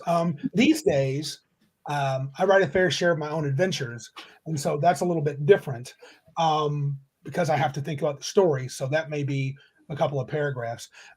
It's interesting that Crafty Matt says, this is interesting. It says, one tip that every referee forgets is to learn on player notes. Yes, if the player are taking notes, you as a referee get a ground level look at what is important to the players and can prep based on that. Jack the 71st says this, the players make the campaign for you through play. I don't fully agree with that. I know what you're saying, and I mostly agree with it. And when I say don't agree with it, let me rephrase that. I don't go that route. I have to have some meat to chew on when I show up. I can't just say, let's see what happens today. I can't do that. It's not fulfilling to me. It's fine if the players leave, but I got to feel like I'm bringing something to the table. No pun intended. I'm bringing something to the table or something. I mean, there's been nights where something would not happen if I didn't. Well, see, you don't bring a train station, right? No, I don't. You bring I wouldn't call it a sandbox exactly, but what you do have is a framework that we can start with. And then you do let us take lead on direction. You set out feelers and some hooks, and then whatever we do, we do. Yeah. Even if it's not what you have. Oh, no. Yeah. Now, these days, I'll prep something and they'll go completely off the rails, and that's completely fine. So I am kind of winging it. So I don't want you guys to think that it's just a complete railroad. I just feel like it was in the past, but we didn't really care. No. I think during not the Seven Spheres, but definitely during early third edition and even before when I was running modules, I mean, we knew what we were playing, that you guys knew that it was the adventure. And then even later on, sometimes I will do kind of a railroad, but the truth is most people enjoy the ride. I mean, I'm not bragging. I've just had no players give me a lot of complaints. I've had a few, but not many. So I would say what you do agree with that sentiment where yes, Jack, yes, I agree. You agree. Yes. What some DMs do is they bring random tables to the game and let the players, go a direction and they roll random the whole night, right? And that can work with a good DM. It can work, right? Or with it's just preference. So, what you do is you have a framework of, instead of random tables, you have some predetermined things. Yep. But it's not like you have. So this phrase I don't like. This is not what I envisioned, so I'm changing things. Right? So the DM envisioning an entire, thing for the players to do, which is kind of like a module. But even when we had modules back in the day, we went off the beaten path all the time. Yeah. And you had to do some improv and stuff, and it was all good. We used to laugh about it because Joe would ask me a lot. He goes, was that what we were supposed to do? And I'd be like, no. But it was great. That was not even close, but that's cool. And still it's like that. He goes, was that the plan? I'm like, not exactly, but that's all right. I guess I think what you're saying is right. I want to have something. And I think what I try to do, because I don't like to this must be the quest. In fact, wouldn't you say that in especially in many of my adventures, it's not always 100% obvious what you're quote unquote supposed to do to get started? And I say that because I'll throw out it's pretty common. I throw a lot of things at them. And like last time we played an OSE, Joe was like, we can try to kill the baby land shark. We can try to go do this. We can go down to the drench. We can do this. What are we going to do? Let's make a decision. Because you guys were a little puzzled. Well, I wasn't. I was bound and determined to sit back and let somebody else take lead. Right. Because I don't want to bogart all the time. But people were just going around. It ended up being, let's do this, that, and the other thing, blah, blah, blah, blah, blah, blah. Lots of talking. And I was like, okay, we got this list of things. Pick one. And then we did. Yeah, Crafty Matt's right. Brings a frame of an adventure onto the table. Players then help fill in the blanks with previous notes. Yeah, he talked a lot about previous notes for the players. Yeah, if players are harping about the the sort of one-off bartender I had, they thought he was really fascinating. Crafty Matt said, make him fascinating. Yeah, I think that's good. And his next session is based upon their desires. I need to step out a second. One of my dogs is looking at me longingly, like All he right. needs to go outside. So I'll try to answer people's stuff more complete here. Darth, he goes, I think a DM should roll most of the random stuff pregame. Boy, that was my cup of tea for a long time, so that I could. So I get it. So it's random. It's still random, but you just you just do it all beforehand. Yeah, that's cool, and that allows you to make it juicy and make it really good and something they can really dig into. Crafty Matt says, I don't want the quantum ogre players. If I prep the town in the east and the players go west, I don't suddenly move the east town west. I make a new town and maybe the players still find east town. Yeah. Old school Randy back in the day, you would do whatever I had prepped because that's just what was going to happen. To be fair, there wasn't a lot of choice when you started the dungeon, but I did. Yeah, I would not stop them from going what did you say, going west instead of east for sure. I agree with Darth. I think rolling during the game, if it's too much, can break the game up and maybe slow it down. Yeah, but I would actually ad lib a town as well, Crafty. No problem doing that. I mean, I think now probably when I prep a session, if we're going to play 4 hours, I'm not prepping any more than a number of hours of play. It's a 1-to-1 at most, and I shoot for a 2-to-1. So I play 2 hours for every 1 hour that I prep, and hopefully more. And truthfully, here's what I find out. My wife always gives it to me. She goes, Randy, you've over prepped. You've done more. And I go, no, I haven't. And then I get to the table. Yeah, I have. I'll prep something I think is going to last. I end up prepping something I think is going to be the whole night. They end up doing 1/3 of it, even if they're really focused and trying to do it. So yeah, I tend to over prep too much. I love that idea, Crafty Matt. I have a hard time doing it.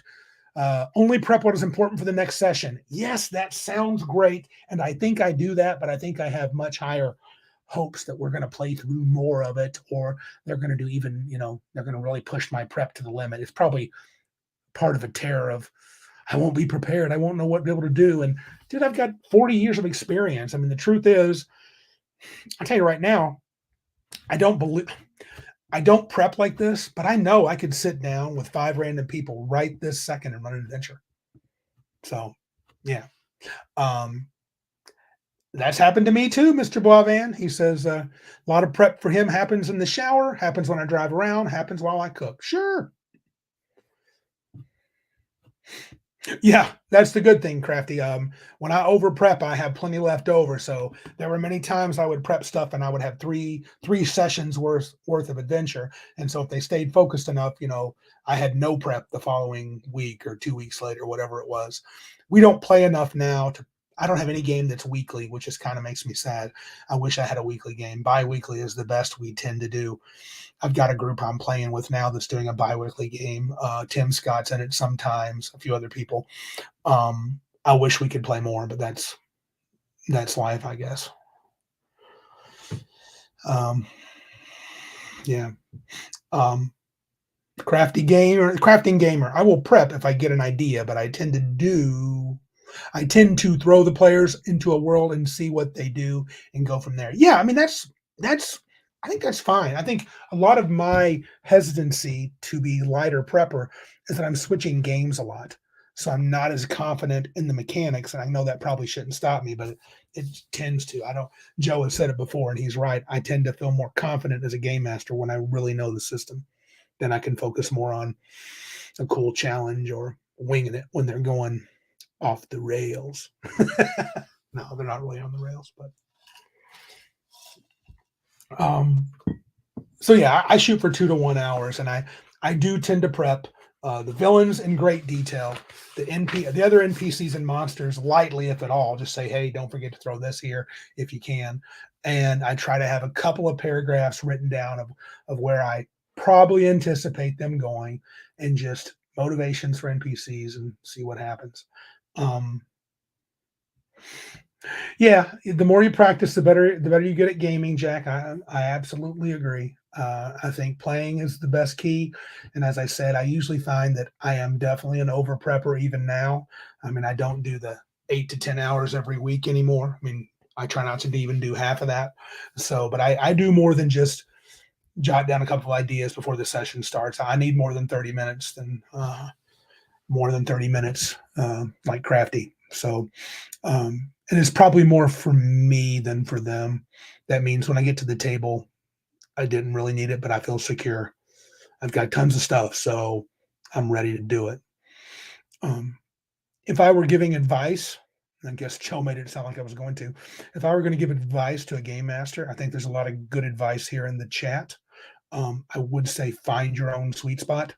Um, if you're the sort that can write down something on an index card and go after it, or just think of a cool idea, sit down and play, do it.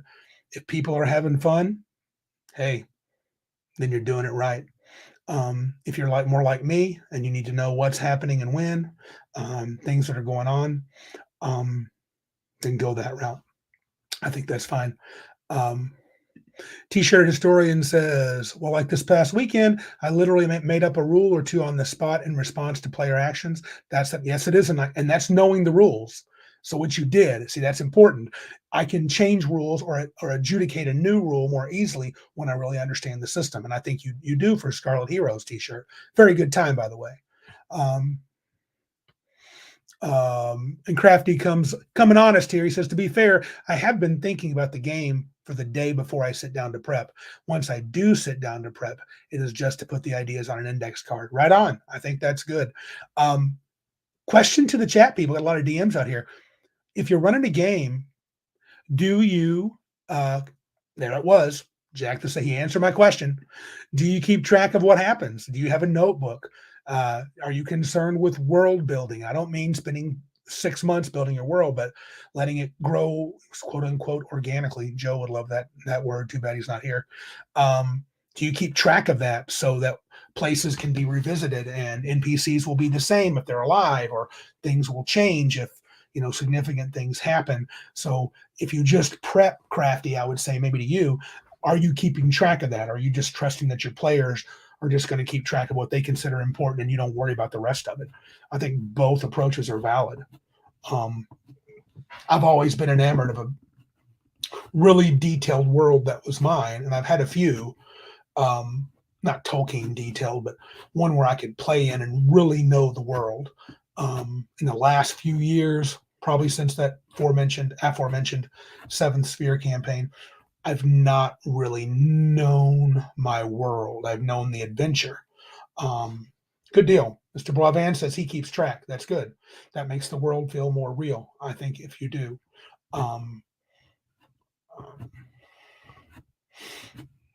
Specific game, Jack the 71st says, with the Wretched Verse, the prep is factions, important NPCs. Right. I do enjoy that more. To me, that makes the game flow, motivations and things like that. All the details, once you know the rules of the game, that can be kind of winged and figured out.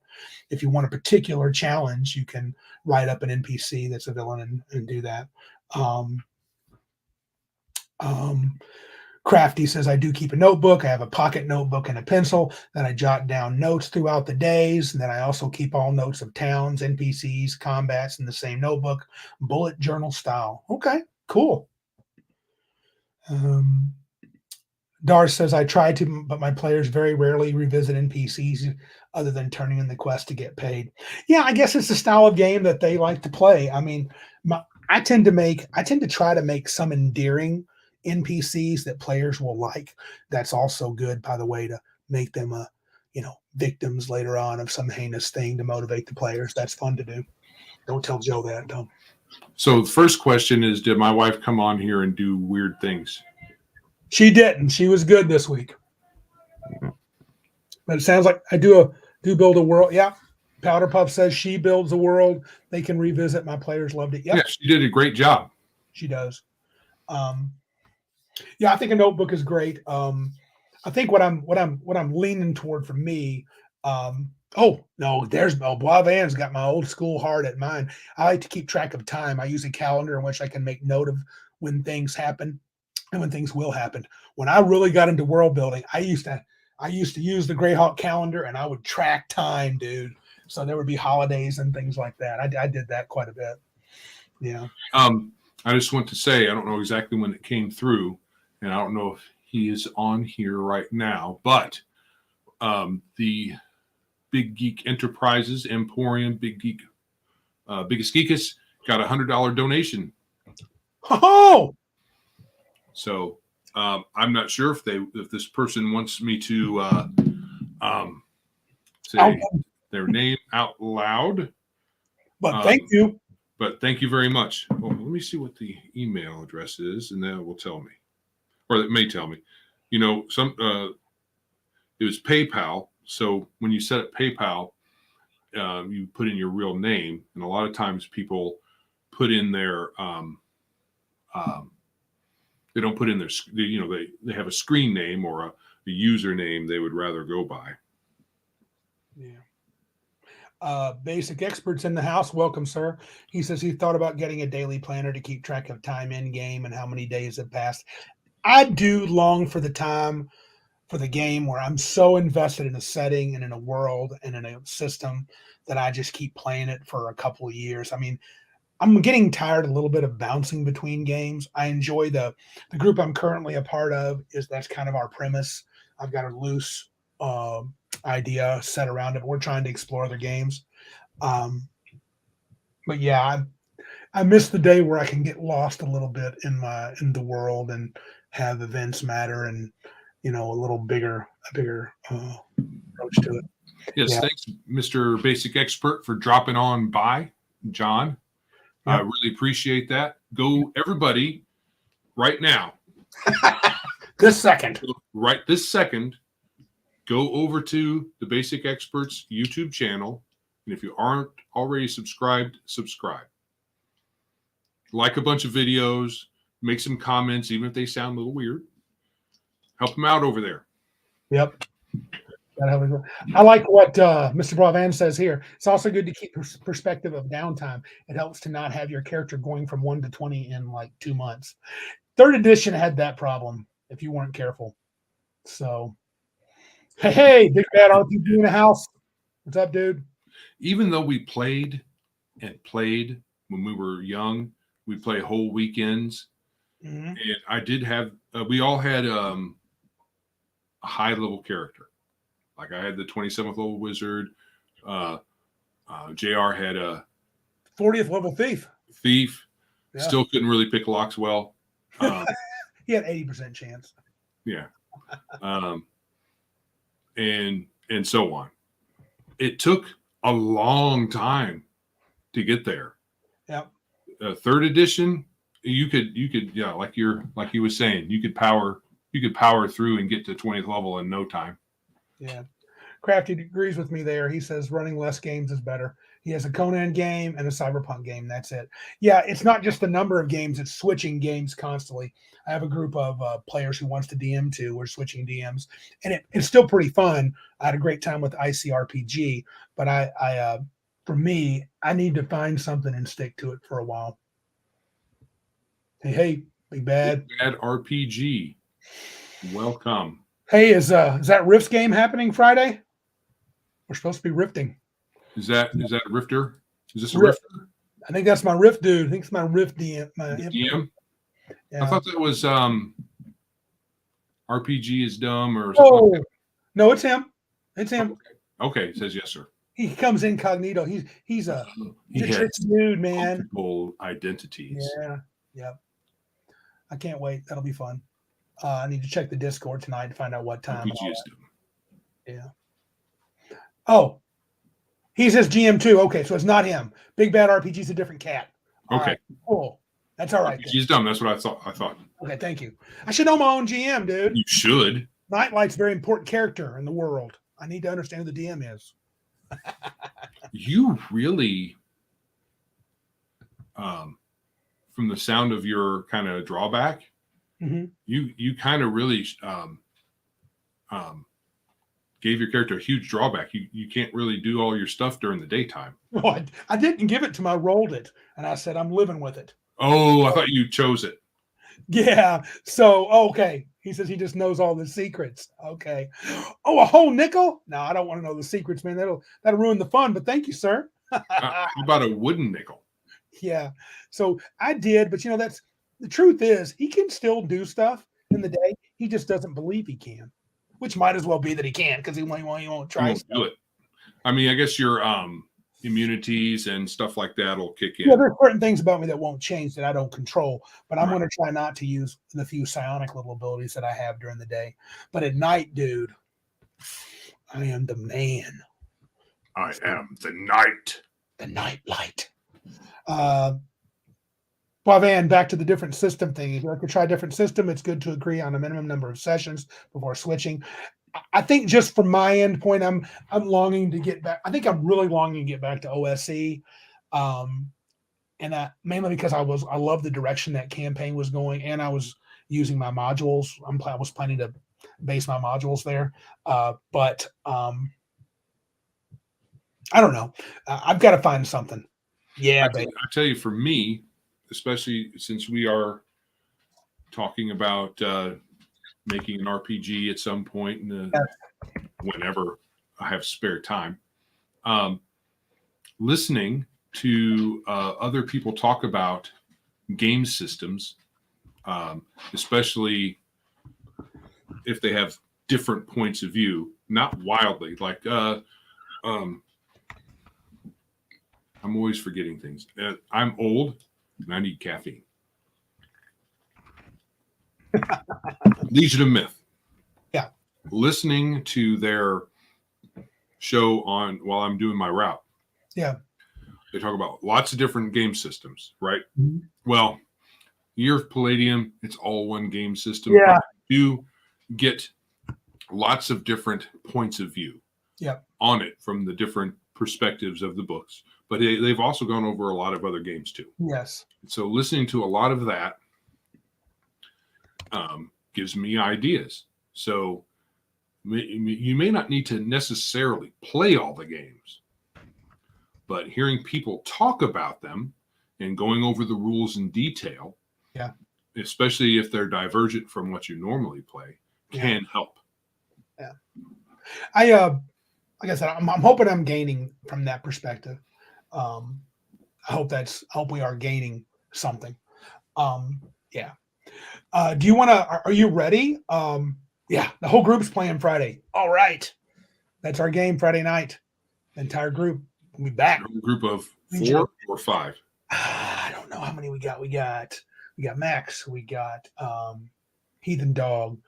Who is the other one? Nerdy Ogre. Nerdy Ogre's there. Me.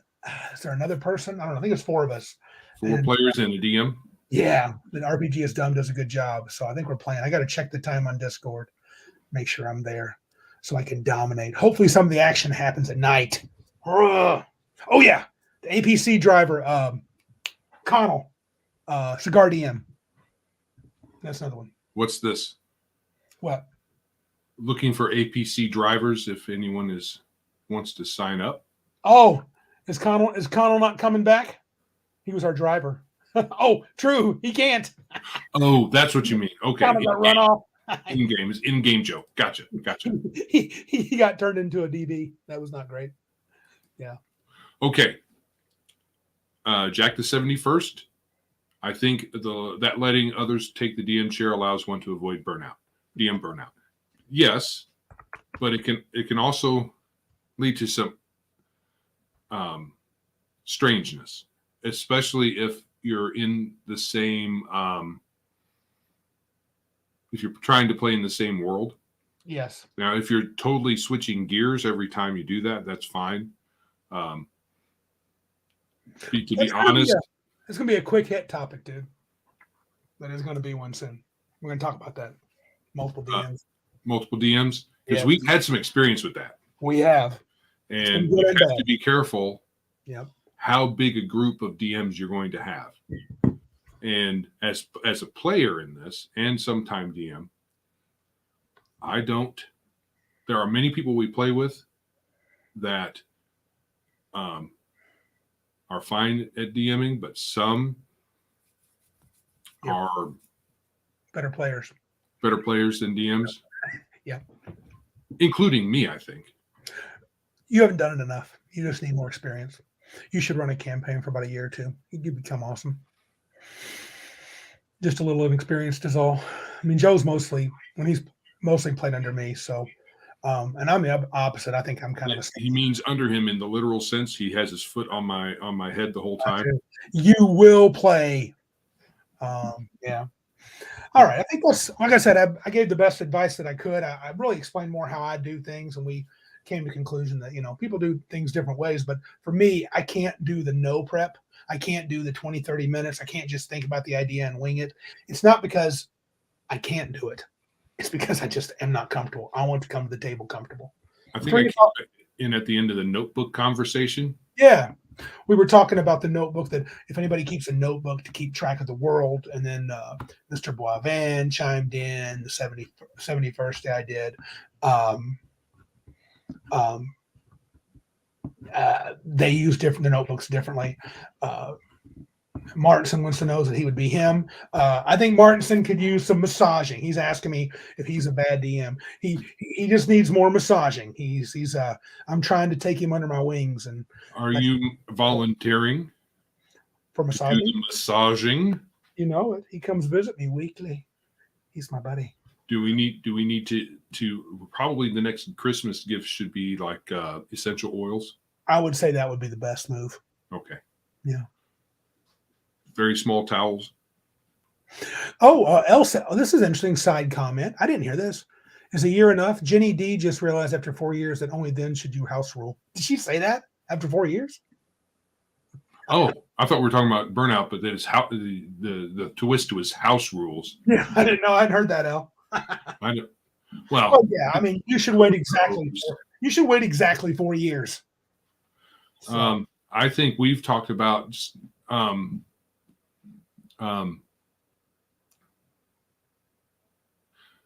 getting to know the rules, which is different for different people. Yeah. And a lot of people just like running it as is. A lot of people don't really feel the need to change. I think house ruling is another level of nerdiness, just like the whole talky thing that we're doing now, ad nauseum about games to some people. That's another level of nerdy that a lot of people don't engage in. No. I know I've heard people say, we already played. Why do we need to talk about it? If she's saying this, she was saying learn the rules before you break them. If that's what she's saying, then I would say probably decent advice. Crafty Matt says what she said was what GMs should learn the rules and play rules as written before they break the rules. I would mostly agree with that. It depends. It does depend. I mean, I've played so many games, and Randy, you've DM'd so many games. I think we can be comfortable with looking at a set of rules and saying, play it once or twice and see. Yeah. I don't think you need to necessarily be, play for a whole year and know all the rules in and out. But because when it comes down to it, most of the rule sets aren't that dissimilar. They use somewhat different dice conventions, but you roll to hit, you roll to do things.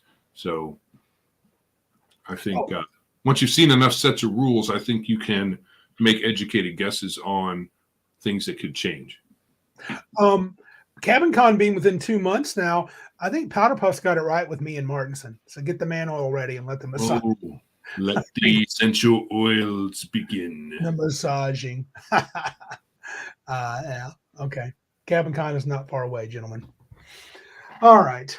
Shall we move on to the last segment, or do you want to do a little grand tour of the new website after you guys subscribe? Yes. To those that probably have been here, but I've just not seen or just don't remember.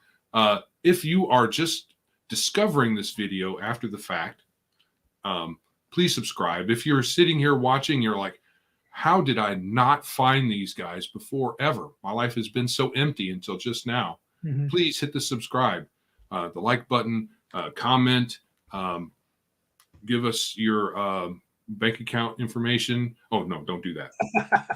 Just give it to me. But do check us out. Share us with your friends. Check out Big Geek Emporium. I'm going to do a quick tour here. We are at 1 hour and 45. So I'm not going to spend a whole lot of time here, but we are going to take a peek. DM James, listening to the nerds while I paint Space Marines. Paint those Space Marines, man. You and Bruce are painting beast. Bruce Lombardo at Dick's Division. Yes. He hasn't shown up yet. I'm sad. I'm going to cry. Is he doing something on Tuesday nights? He shouldn't be. Nobody should be. They should all be here. Oh, I said Jenny D is technically a green DM. Now they're like, no, she's mostly blue. And Max go less so now. Brown now. Oh, her hair is undyed. Oh, and Mr. Max Bravan has said maybe she's coming to the light side. Maybe she's learning. That's cool. I don't know. One could always hope that somebody ditches all that nonsense and just becomes a regular person. I mean, not too regular. We're all kind of weirdo nerds, and we enjoy that. Anyway,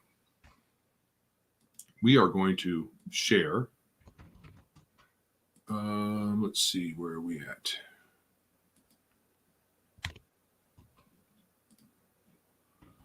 All right.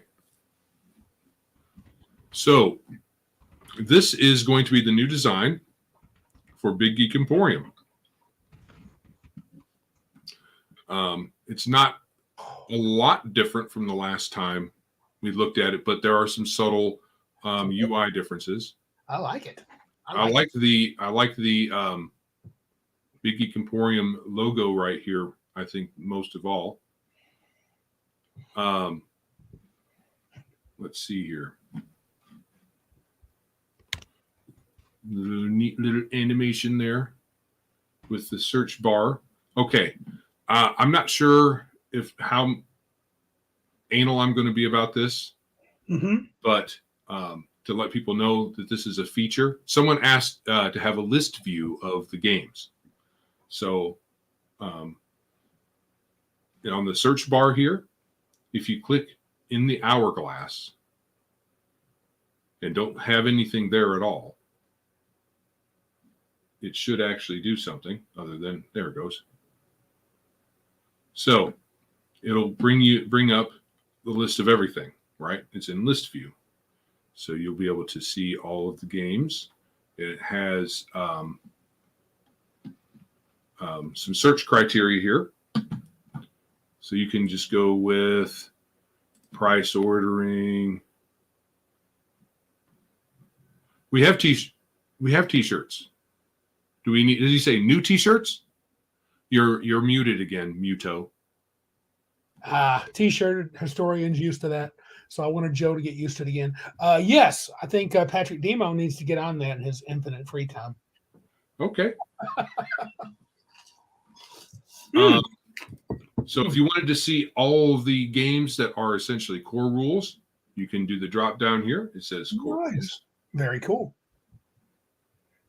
Now these aren't actual games; these are placeholders with names of stuff we a lot of the things that we have, but these aren't the actual things. These are just placeholders. But this is how it would work. Right. So let me go back to the main page. On the main page, this is like featured games right here. So I'm going to put something up here for the Red Room guys. This is for latest and greatest. This stuff is kind of to be determined as far as how this gets filled out. We're going to have a pay what you want capability going forward. That was asked for a while back. Apparently wasn't too hard to implement, so we're going with that. So there's various categories on the main page here. So best selling. Okay. Nice. Fantasy, sci-fi, horror. Place to sign up for the newsletter because everybody loves the newsletters. Yeah. And then a history down here at the bottom. And then, of course, the obligatory footer that web pages. generally have. So hold on to your butts. Of course, you'll be able to see your cart here, and then you'll be able to log in. This will be the login page. I'm going to let you show this. Yes. All right. I know this is gripping programming here, watching me log in. I'm utterly gripped by it. Okay, that's not correct. Do the correct stuff.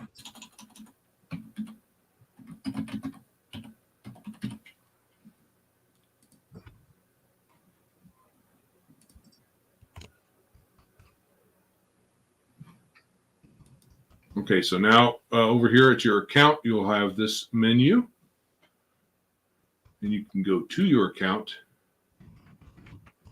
And that's what that looks like.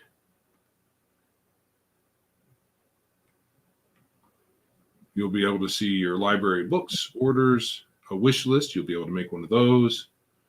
Update your addresses, payment methods, and all the typical stuff that you do. The vendors will have... Or drop down menus. We have those. We're going to have those, right? Yeah. Yeah. Cool. All right.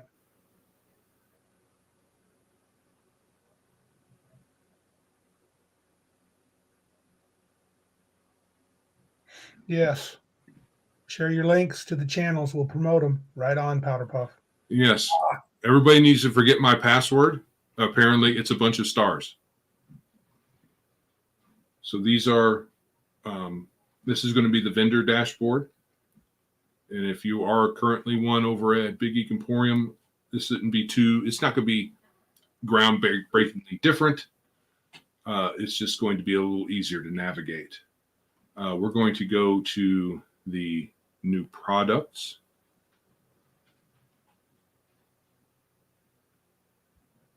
And we're going to add new product, and edit does the same essential thing. So if you add a new product, it makes a product and takes you to the edit page. And here you'll be able to add everything in that you need to. It does everything from one page. Before, there was a couple of different places you had to do if you wanted POD. It combines the print on demand and your PDF as a product instead of having to do separate products. So that's also good. Oh, awesome. Right. So everything is done under this. I believe if you do, once you do this procedure here, create a new print on demand product here, it may take you to a separate deal, but I'm pretty sure that's probably what it does. I have to play with it a little bit more. It's been a while since I've been in here, especially since the new, they did some new UI things. But I think those who have done this once or twice on this site are going to like this version better. What we will not have from the get-go is marketing email, which a couple of people have asked for, but that will be the first thing that we tackle once this goes live.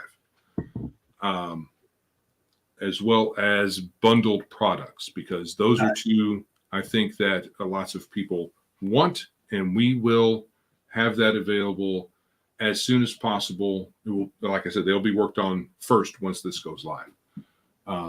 Right.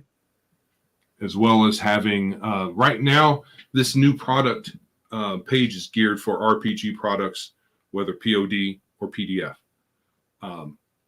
We're going to retool it slightly so that it can also accommodate physical products. So because people have asked for that.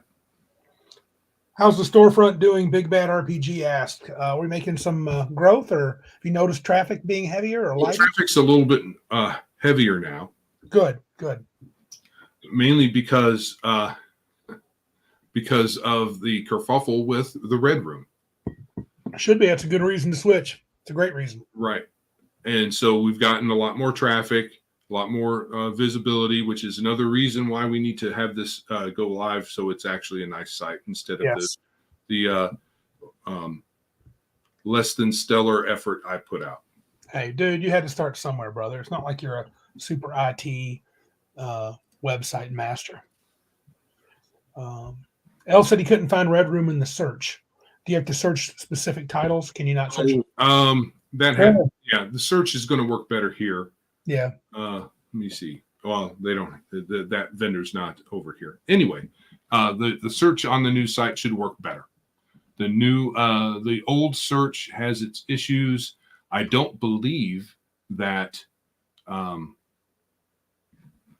Red Room uses the Red Room as a moniker on the Emporium specifically. I think it's mentioned in their descriptions, but I don't think that's the name of their store.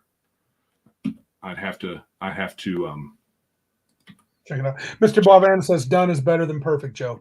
So. Right, and that's what I was trying to tell somebody early on. They said you got to make sure it's really good before you put it out. And I'm like, well, if we wait for that, it'll never come out. Yeah. How about really functional and working, and then we can make it better as we go. Yeah. So the first site was really, and I said this from the beginning, it was more of a proof of concept. So can I make a site that you can sell your PDFs on? It wasn't even a POD proof of concept. I had to shoehorn that in there. So let me see, Red Room. Yeah, I don't know, El, if they can do it from a Google search or not, buddy. Maybe. Yeah. If you type Red Room into the search bar at Big Geek Emporium right now, their products pop up. Maybe not all of them. It all depends on how they set them up. Yeah, not all of them do. Just a few. Let me go here. T-shirted says potato. I don't know what that means, but it's funny. I told him I like them. Okay, let me do this.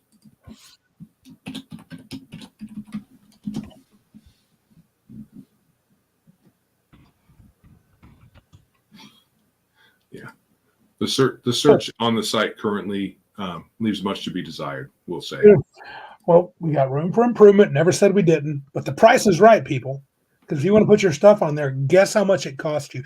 Guess how much we're taking. Tell them, Joe. Say that again. How much? But the price is right, even though it's got problems. How much are we taking? What's our cut again? Zero. Right now, it's zero, man. Get in while the getting is good. When the new site goes live, I'm gonna pop that back up. Because we have to start actually making some revenue so that we can make improvements hardware wise with the site. I would love if we can get enough traffic to go to have a bare metal server co-located somewhere. Ooh. I know it's jargon, but that's expensive. But if I could figure out somebody to, even if it's me, to maintain it, that would be better. Yeah, less dependent on. Get the donate to support BGE option and checkout. Get that one going. That'll be good. Right. Yeah. You know, I would love to not charge or I would love to not have any cut. Yeah. Of their creativity. Yep. I would prefer if we had a separate funding model. Yeah. So that the site can be funded with and just provide a place for folks to sell their wares. Yeah. But that's really not how any of these ever work. Right. There's almost always in any consignment store, even consignment stores, brick and mortar stores, they take more than 30%. Yeah. A lot of times it's 50. But well, you are taking up space in the consignment store. Yeah. Yeah. And they have a lot of overhead. Yeah. Yeah. So, I mean, even just doing what we were doing before, which was 30. I think Mhm. we were 30%. I thought Is we were lower lower. than most folks. Yeah. Right. So then there's folks in the marketing who say if you underprice your work, it undermines you in the minds of folks. Right. So if you don't value your work and put a good price tag on it, other people will say, well, they might. It's a tendency. It's not an ironclad rule. I think it would be for people that are selling well. 20% is not too much to ask. That'll probably be the number we end up at until we find other ways. If I had my dream within dreams, if my module ever gets put out, it will be on Big Geek Emporium for sure. Hopefully soon. Whenever I get it put out, I would happily put all the proceeds, if I made any, toward Big Geek Emporium. That's where it would go. So that could be a revenue stream, if I could ever get consistent and make crap. So, yeah.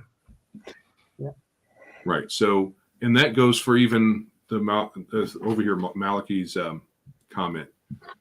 Oh, yeah, true. Correct. Kevin Simbita's first game did not sell very well because the price was too low. Heard that from his mouth. Yep. Oh, yeah. I need to get some server info over to Gaming with ADHD. They're going to help out with a potential move, we'll say. T-shirted. I wish that too. Chicken and egg. Yeah. Wish more of the big names would come to BGE. I think at this point, they just can't spare the cash. But maybe eventually we'll have enough traffic we can entice them. Right. That's the hope. So it's a chicken and egg thing. Yep. If there's not that much traffic, some folks won't put their wares over here. Yep. And without certain people's products, we may never achieve the kind of traffic that they want. Yeah. So it's and I don't blame them. I mean, it's up to them. They don't, and the thing is if they have exclusivity, it will be a big enough bite in their bottom line that it's not worth it. Unless we can make it up to them, we can't guarantee anything. Yeah, we can't promise the numbers. You're right. So with Pundit, his publishers are like, nah. Which tells you what you should think about publishers. Yeah. I've thought about this, Jack the 71st, said talk to Autark perhaps. He seems like a pretty good cat. I like his stuff. I've been trying to find some other things. Yeah. Gaming with ADHD, what are you doing to at least entice people to put their products on BGE? No, we have zero cut. Yep. I don't know what else to do. At this point, that's the best we can offer them. Hey, we're not taking a cut. It's free money for you. If you sell it there, you get it. So. And, if it's zero for everybody, I don't see any way of giving any kind of special treatment to bigger name people, which I really don't want to do anyway. No. I'm not going to pay them to put their stuff on our site. They can forget that. So I don't know. It may just be, this is our first business venture. Yeah. So we're learning. We're learning as we go. Yeah. So there might be something else we could do to entice them. I don't know. But I don't know what that is. So maybe we'll figure it out as time goes forward. Yeah. Yeah. Yeah. Yeah. T-shirt doesn't have control. Right. My products are not sold under my name. I only get a cut of royalties. I can ask publisher to put things on BGE, but due to exclusivity, I don't know that he would. Correct. They probably won't because it's a 5%. It's 5%, which doesn't sound like much to us. But if the sales numbers are big enough, yeah, and everybody's getting a little slice, that 5% comes in handy. Yeah. Yeah. Well, we'll keep working on it, guys. We'll keep working on it. Add banner. Yep. Add a banner for authors. Then buy a banner ad at the top of the page for a new product for X time or X views. I'll think about how that could work. Yeah. I thought about banners. I just don't know. I don't know about how much benefit. Yeah. You need to have traffic for ad banners to be useful. Right. So again, it's a chicken and egg thing. And if we have a good SEO on the site and good word of mouth, the traffic might increase to the point where ads make sense. Yeah. El's had a couple of good ideas the last few weeks on things for BG. So thanks to him. Thanks for. Yeah, I'll think about the ad part. The other thing is designing the ads. It'd probably be up to the creators to design their own ads. So yeah, I will consider that. And I could even just put it out as a question too to our vendors and see what they think about ads and all of that. Yeah. And if they buy ads, then that's a revenue model for us. Yep. Okay. Cool. Shall we hit the last segment, Bud, or you got more to say there? No, I don't. I do not. Want to move in? Do you think that would be good enough a tour, or do you think I need to do more? What do you think? Well, folks here might want to answer. Do they need to see more about it, or I thought that was pretty good. If you guys want to see more, let me know. I will make it a little bit longer, more in depth. Yeah. But if I don't hear from anybody, then I will cut that out and make that a separate video for people to see. Yeah. Yeah. That's good.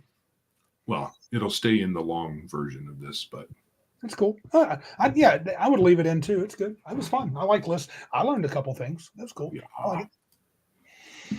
All right. So last topic for the evening. Yeah. Multiple PCs for one player. Right. Quick hit, hard target. So we've got a couple of different versions of this. Yep. So you've got a stable of characters that you can play but you're really only playing one at a time. Mm-hmm. Or you can actually have multiple characters at the table that you're running, right? That are PC level characters. But you could also put this into the realm of having hirelings or other hangers on that aren't full PCs, but can help out. So,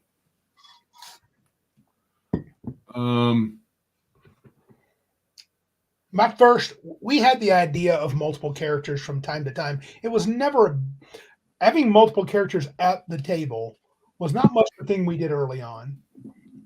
Dark Sun did make me think more about having a stable of characters. El says here's a good way to think about it. He has 3 PCs each, 3 parties in other areas of the world, all part of the same group. Really? That's interesting. The group. So 3 parties three parties though. They're not all playing. You don't have 3 PCs each in the group at the same time, is what it sounds like. Yeah, Ars Magica has a slightly different take on it as well. Because what you have a covenant, one wizard, and then a bunch of hirelings, essentially. Right. One person, playing the different character. None of the characters are a particular player's character. They're all characters that are shared amongst the players, and every time you have a session, you switch them around. Somebody gets to play the wizard. Maybe if the wizard is playing, it all depends on the scenario. Right. Arnman made the comment. Well, before I get to that, Patrick Demo and I think Mr. Bovan both pointed this out. DCC in their funnel, you start out with multiple PCs. That feels like a unique, interesting experience. Arnman says he actually likes. He says multiple characters in my experience make the best games. 2 players running a group of 6 characters was for sure the best games we did. Yeah, I mean, it's fine that you liked it. I've not had a good experience with that. Personally, I would not like doing it. I don't want to play 2 characters, and especially after Scarlet Heroes, I think you can definitely play 1 character and accomplishing with a small group the things you need to accomplish. But I understand that your experiences can vary. What do you think of in general playing multiple characters at the table at the same time? People here in the chat are talking about good experiences with that. Say that again. I was reading a comment. Oh, sorry. What do you think of? So we come to the table, you and Patrick and Martinson, and I say bring 2 characters each or 3 characters each. We have a nice big party. What do you think? I say, if I do that, I'd rather the extra beyond the 1 are hirelings that are limited.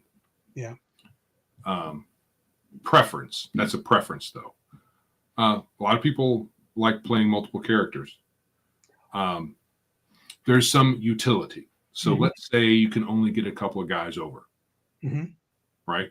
Yep. So there's utility in being comfortable with playing multiple characters, and then you can still have a fun game night without having to worry about melding 6 or 8 people's schedules together. Yep. If you only have 3 people, then it's a lot easier to work around schedules. There's some really good comments. I'm kind of trying to go through them as I star them. L, he does a good description here. In his situation, Party A advanced. We hired people. They got promoted to Party B. So hirelings become player characters. We started to buy a town at level 3. So we went building the town while Party B went finding things, doing a diplomacy. Very cool. And then he follows that up later. Party C stayed near town as we adventured, and Party B kept doing town chore type quests. So 3-level ranges around the world. That's almost a game concept. That's not bad at all. And our man reminds us that old school was challenging the players, not the characters.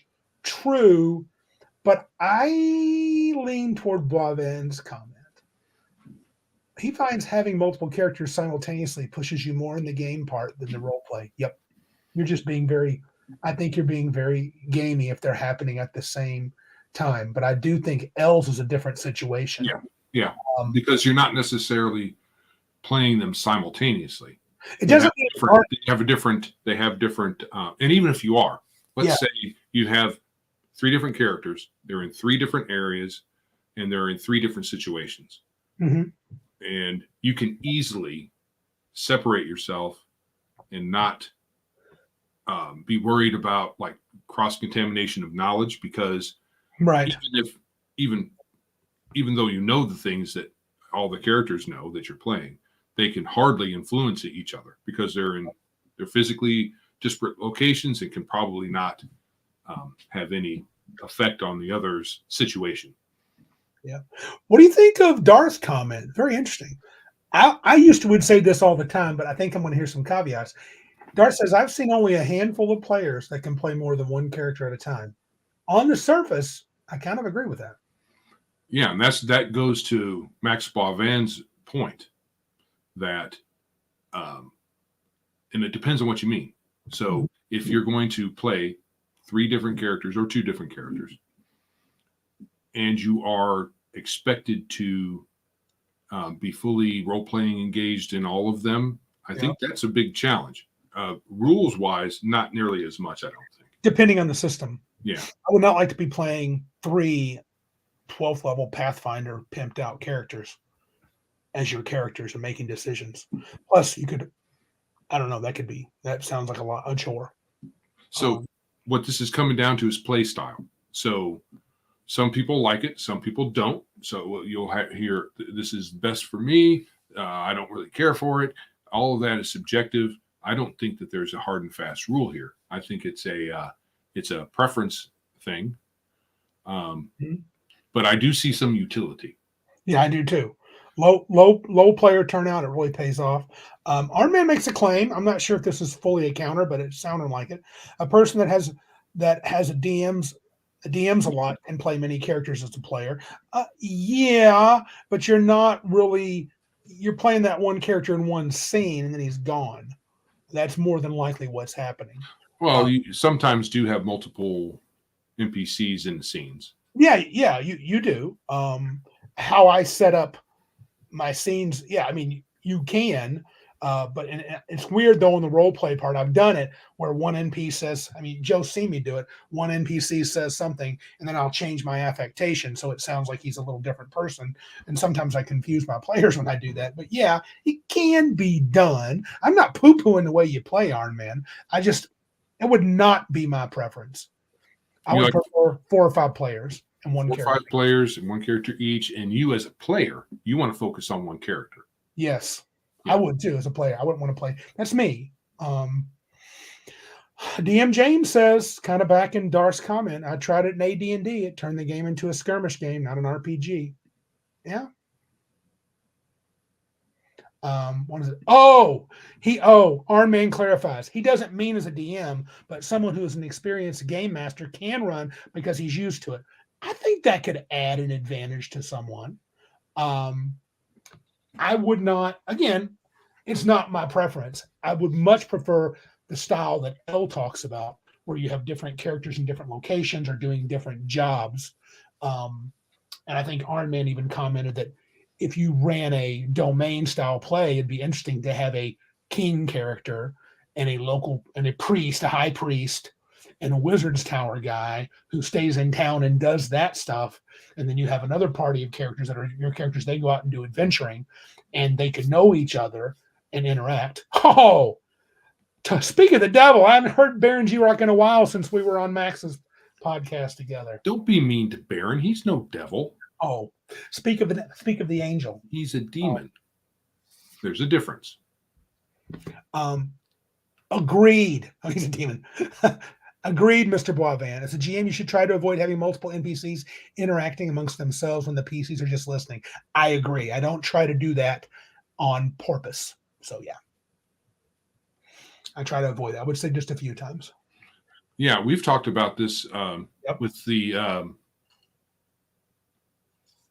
Essentials game we were playing. Mm-hmm. That so Elle says a player has to run his retainers before they get promoted to PCs. So having a few retainers hanging around the group, even if they're camp followers or whatever, is good, especially in a lethal game. You can easily, especially if you expect player death and you have a few NPCs, one of them can get promoted. You don't have to worry about making an extra. You don't have to worry about the hassle of making a new character on the spot. Yeah, you have a couple of twin brother archers. Yeah, that Joe's trying to, and they progressed a little bit, and he wants them to be a ranger or something. Were you ranger? We wanted them to be rangers at the beginning, and so we might end up switching that around. We didn't have that book, so they just were fighters. Yeah, and they've worked out really good. I've rolled really well for them overall. I think as far as effectiveness with their archery. Yeah. I mean, sometimes they don't hit, but lots of times it's very effective. Fascinating comment. Crafty Matt tells us, in Dune, are we talking the new Dune? The house is the main character. Players fill the house roles with PCs. Then they play specific PCs based on the team. Same with Star Trek. Not all main PCs go the same way. Oh, not unlike Ars Magica. That's like Ars Magica, except you don't have the. I mean, do they have the Kwisatz Haderach? I hope that you don't get to be that, because that would be silly. Yes, Baron. Joe said in a few more episodes, I'm going to be promoted to a PC. That'll be cool. Currently, I'm at a Mac level, so because I think I put in my time. He has been promoted to be able to do all kinds of stuff here. I think you could. You can't make the stream session, but once I've made it, you can run it. Yeah, I really wish I could figure out a way to make. Is there no way that I can? Because I would have to have access. Could if all I have, and I think I have done this. I just give you the credentials, and you just log in as if you're me. Ooh, that would be dangerous. Yeah. So I probably shouldn't do that. It would be. That's probably not a good idea. I might not yet. I haven't screwed around with this stuff enough. Once I mess things up really good on my end, then maybe I'll consider it. It's just a web interface. You can figure it out. I know. I'm not the greatest. So we did try this during our Elysium game for Cabin Con years ago. A friend of ours, Philip and Joe, you were early on in this. I think it was originally I don't know if it was your idea, but you were going down a path that got changed. But long story short, it became a shared world, and we had multiple PCs that were running in the setting, but usually not at the same time. That was fun, but that was more of a DM problem. But we weren't running like Joe wasn't running 3 of his PCs at once. No, they were just all there, and then whenever we played, we only played one at a time. Yeah. What did Darth say? I need to upgrade to a PC. I've actually gone backwards. I had a PC years ago. I was a PC guy. Now you're a Mac guy. You're really only a Mac guy because of college. Correct. Whenever I retire, I will probably buy a PC because I ain't paying the big bucks for one of these brand new MacBooks. So They're overpriced. They used to be worth it in comparison, but I don't think so anymore. Yeah. But that wasn't a bad way to have multiple PCs, so you could play a lower level game and a higher level character. And we talked about having different level characters in Elysium. Well, what did you think of that, Joe? I think if we didn't do the whole multiple DM experiment thing, that could have worked out a little bit better, especially when it was just wide open for everybody. Yeah, the campaign got out of hand, but the idea of having, I don't mind it. If we're going to play a game for a long time, I don't mind the idea of having multiple PCs. I would rather not go Iron Man's route, but, dude, if it was just me, you, and Patrick, and that's all we had, we might have to do that. I think it would work out fine. I think it would. So Iron Man's having a great time, so clearly it works. Yeah, it works for them. Yeah. And we could probably make it work for us too. I'm sure we could. I think it wasn't merely just having multiple DMs that was the demise of the Elysium thing. It was more, we went into a railroady direction. Yes. So instead of just saying run your games, there was then insistence on having plots and story things and all this stuff, and that I think was the real problem. Instead of having, if we had a bare bones setting for people to do whatever they wanted to in it, it would have worked out better than trying to having a managed campaign like they do with the organized play things. We shouldn't have tried to do that. Well, and truthfully, I think even Philip and I, and even some of the other DMs that tried to step in, but definitely Philip and I, we like definitely a much richer campaign experience where everything's very, lots of motivations and plots and things. Philip's even more so than me. And it just wouldn't work well in that environment. I mean, there was too many plots going on. The threads were all over the place. Nobody knew what was what. And what we should have done is exactly what you said. Run your adventures. They're self-contained. We're not making any reasons for why this happened or this guy's here or that guy's not there. You're playing this dude because you want to. Right. Good, Crafty Matt, because he tells me no, there is only one quick stop hacky sack. In the world of Dune, players typically make a minor house. That's better because honestly, it's better that you do a minor house instead of a major, trying to be in the major houses and then being too near the book plots. Because I think the Dune setting, if you ignore the plot of the book and you just do your own thing within the framework, otherwise it would work out really well.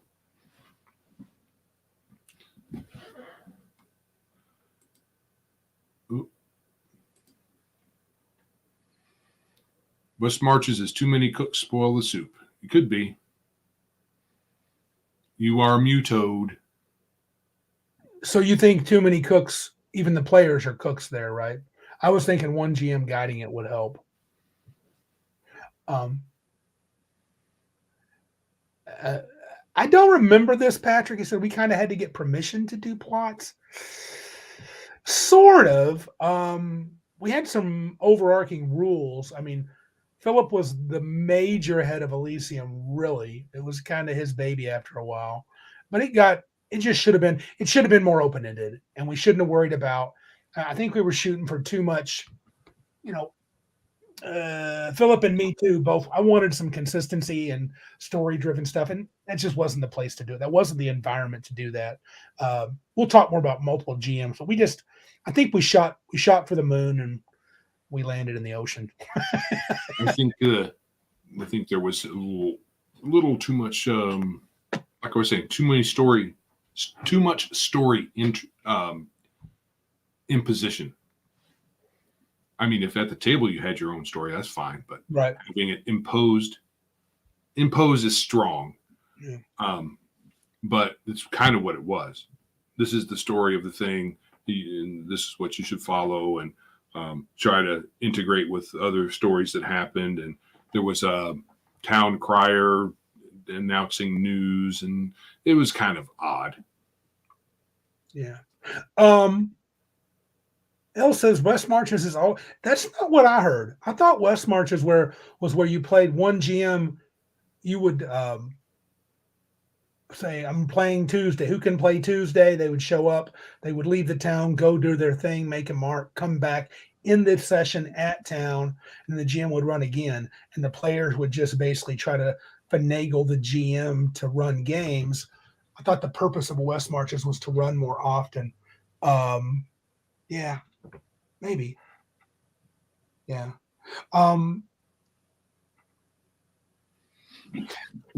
Multiple PCs. What would you prefer it then, Joe, to be more like I've got PCs as backups, or I have a PC in this campaign? Even if you're in the same world, maybe Randy's running a part of Greyhawk here, Patrick's running part of Greyhawk here, and you got characters in both of the different areas, and play like that, or would you rather it be? I think I would rather. It depends, honestly. Yeah. But I think if it was just up to me, yeah, I would rather have one main character. Yeah. Maybe have some extras made in case. Yeah. Have some hirelings that could be promoted in case, and run it like that. But it would depend on the campaign. Some campaigns are hirelings are weird to have, so it would just depend. Yeah. No one was expecting the imposition, and that's not necessarily how everybody looked at it. But there was an element of that, because right after that cabin con story, and then it was like, there's too much. Too hard to keep track of, and it would have been easier if we just let each GM do what they want, and we could just, in our minds, say we all live in Elysium, and that's it. I mean, one of the best parts of our hobby is the after-action report, which is essentially you've played and you have a collective story that you can have, talk about down the road and laugh about and share with other people. Yeah. Yeah. And then, but with what we had, that story was kind of controlled a little too much. Yeah, a little too much. It would have been better if we didn't. Yeah. And then we would have more stories that we can share. And how did you handle that? Oh, that's cool. That's interesting. Mm-hmm. Kind of like how when people play modules, even though some people are like, modules are blah, there was a lot of sharing of how people handled various things in different modules. And there was lots of cool camaraderie that we got out of that. Yeah. Crafty Matt says players could also have multiple characters due to training time, experience point cost, and gold. If characters are on a training time for 2 weeks and the game is this week, the player needs another PC.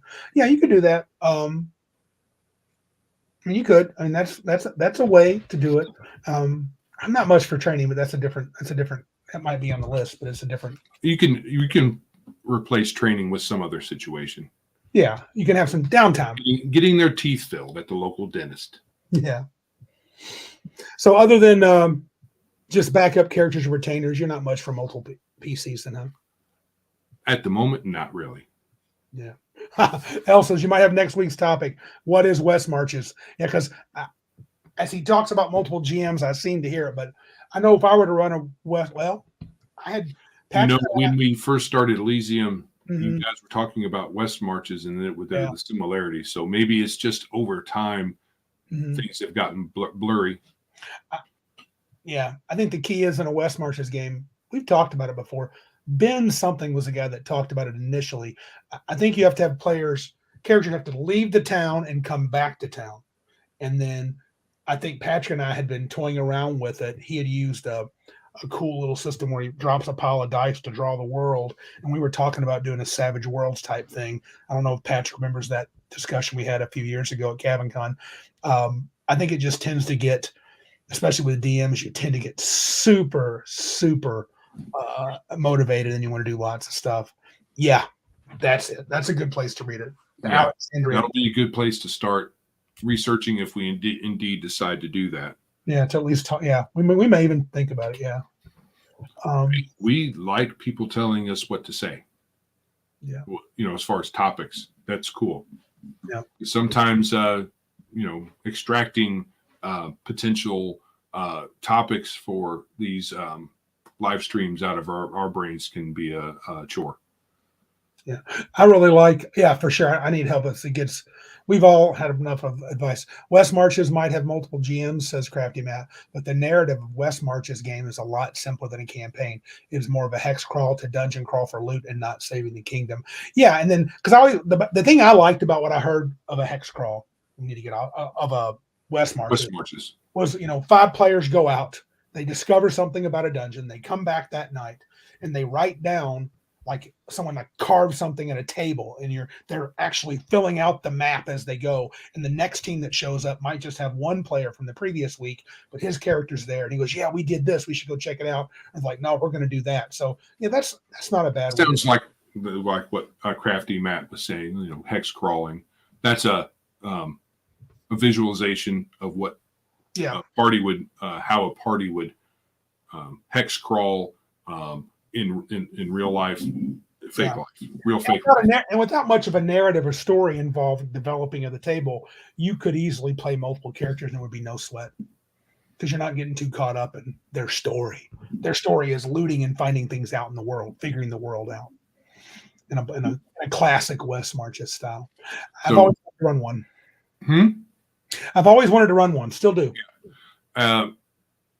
Max Boivin is saying, to L, the term is now used for a game with a big roster. He meant roster of players, PCs that always go back to a central hub at the end of a session. Whichever players show up get to run one of their characters. And this is something about our hobby is it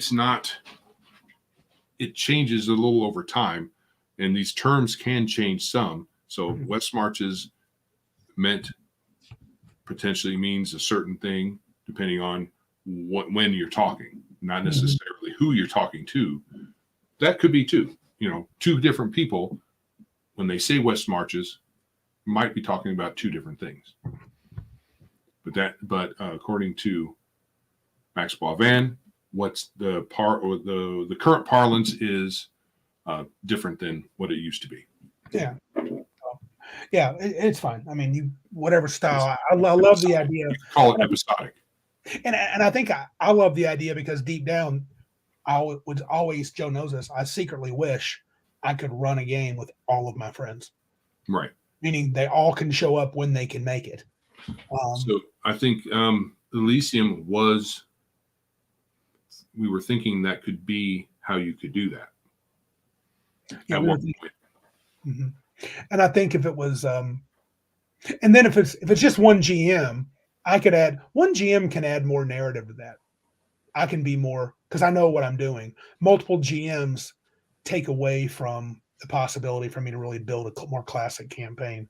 But you got to be careful because it's still harder if your adventure is go out and you got to come back. So very small adventures. I mean, at least in theory. Right. That dictates the tone. Yeah. It's not, campaigns are definitely not run like that. Classic campaigns can often be run like a novel, though I would caution people not to try not to shoehorn their campaigns into that kind of thing. Whenever I say narrative you have an epic journey. Yeah. which means you don't necessarily, you may go out on start on your journey and never come back to the town that you started in. Oh, So, Green Apple says that's something to look forward to during retirement. Yeah, I'll be running games for everyone. all right. Yeah, I think we are in rambly stage. we are. Yeah, it's a couple good comments though. But yeah. So we've been at this for 2.5 Oh, weeks, 2.5 weeks. hours. I think it's time, dude. Yeah, yeah. So I think it's time to call it, so I Yeah. can shut up and let my wife get to sleep. Sounds good. So, is that all you wanted? Yeah, to, I'm good, dude. get I'm about good. this? Yeah. This was supposed to be a quick hit hard target. I think we Well, it's not. a bit far past that. So next time we'll try to do a little better. We've already went into Big Geek Land with the Elysium. Elysium with the Emporium? Did you have anything that you wanted to say about the adventure or anything you're working on? Oh, The don't- convention. Oh, geez, please don't mention that, guys. I'm sorry. The convention is just it's feeling. Yeah, I don't know, man. I don't know if it's going to happen. I hope so. We'll see. Is it mainly? It's mainly a matter of the time dedicating It's time. me. To organize. Yeah, I'm not finding the time during the week to do it. I mean, it's that's a long story. I'm just doing all I can to keep my head above water sometimes. Yes, So. thank you, Crafty Matt. You're so, good to see you here as well as Yeah, everybody I was else. glad to have you, bud. Yeah. All right. Anything else you want to say? No, sir. I'm good. All right. With that, if you would like to support our show, please like and subscribe. Share us with your friends and your enemies. Preferably your enemies. We will make them whimper, I think, a little bit. Yeah. Do all the things in the various platforms where you are listening or watching us to support this show, as in liking and subscribing, like I already said, perhaps giving us a review. You decide how many stars. I know a lot of those folks out there say, give us a 5-star review. Well, we may not deserve 5. You give us what you think we deserve. Give us what you think we deserve, and then we'll go from there. Which is 5. Which is 5. We're on a lot of the social media platforms like YouTube, or not YouTube, like Twitter and Facebook, and we're also on MeWe. We're not everywhere because, social media can really, get on my nerves. Mm-hmm. So, but we are at Twitter. Go see us over there. Go to Facebook as well. We'll have the links in the show notes. Go by the Big Geek Emporium. Even if all you do is download some free stuff, that's fine with us. We got free stuff. And definitely stay tuned for the changes over there. We are also at Ko-Fi. If you want to give us some cash support, we got a $100 donation today through PayPal, so we will take that. Streamlabs, we have a tip jar over there. Biggest Geekus 1/tip. And I think I've covered everything kind of in a roundabout way there. That's all that matters, dude. Yeah. Roundabout. Right. Let me set a couple of things up. So I can't talk and click effectively at the same time. Okay. Anyway, anything else from you? I'm waiting for you, man. You're the man. I'm the man. You heard it. Mm-hmm. All right. This is Joe. And I'm Randy. And remember, if you can't be big like us, then be geeks like us.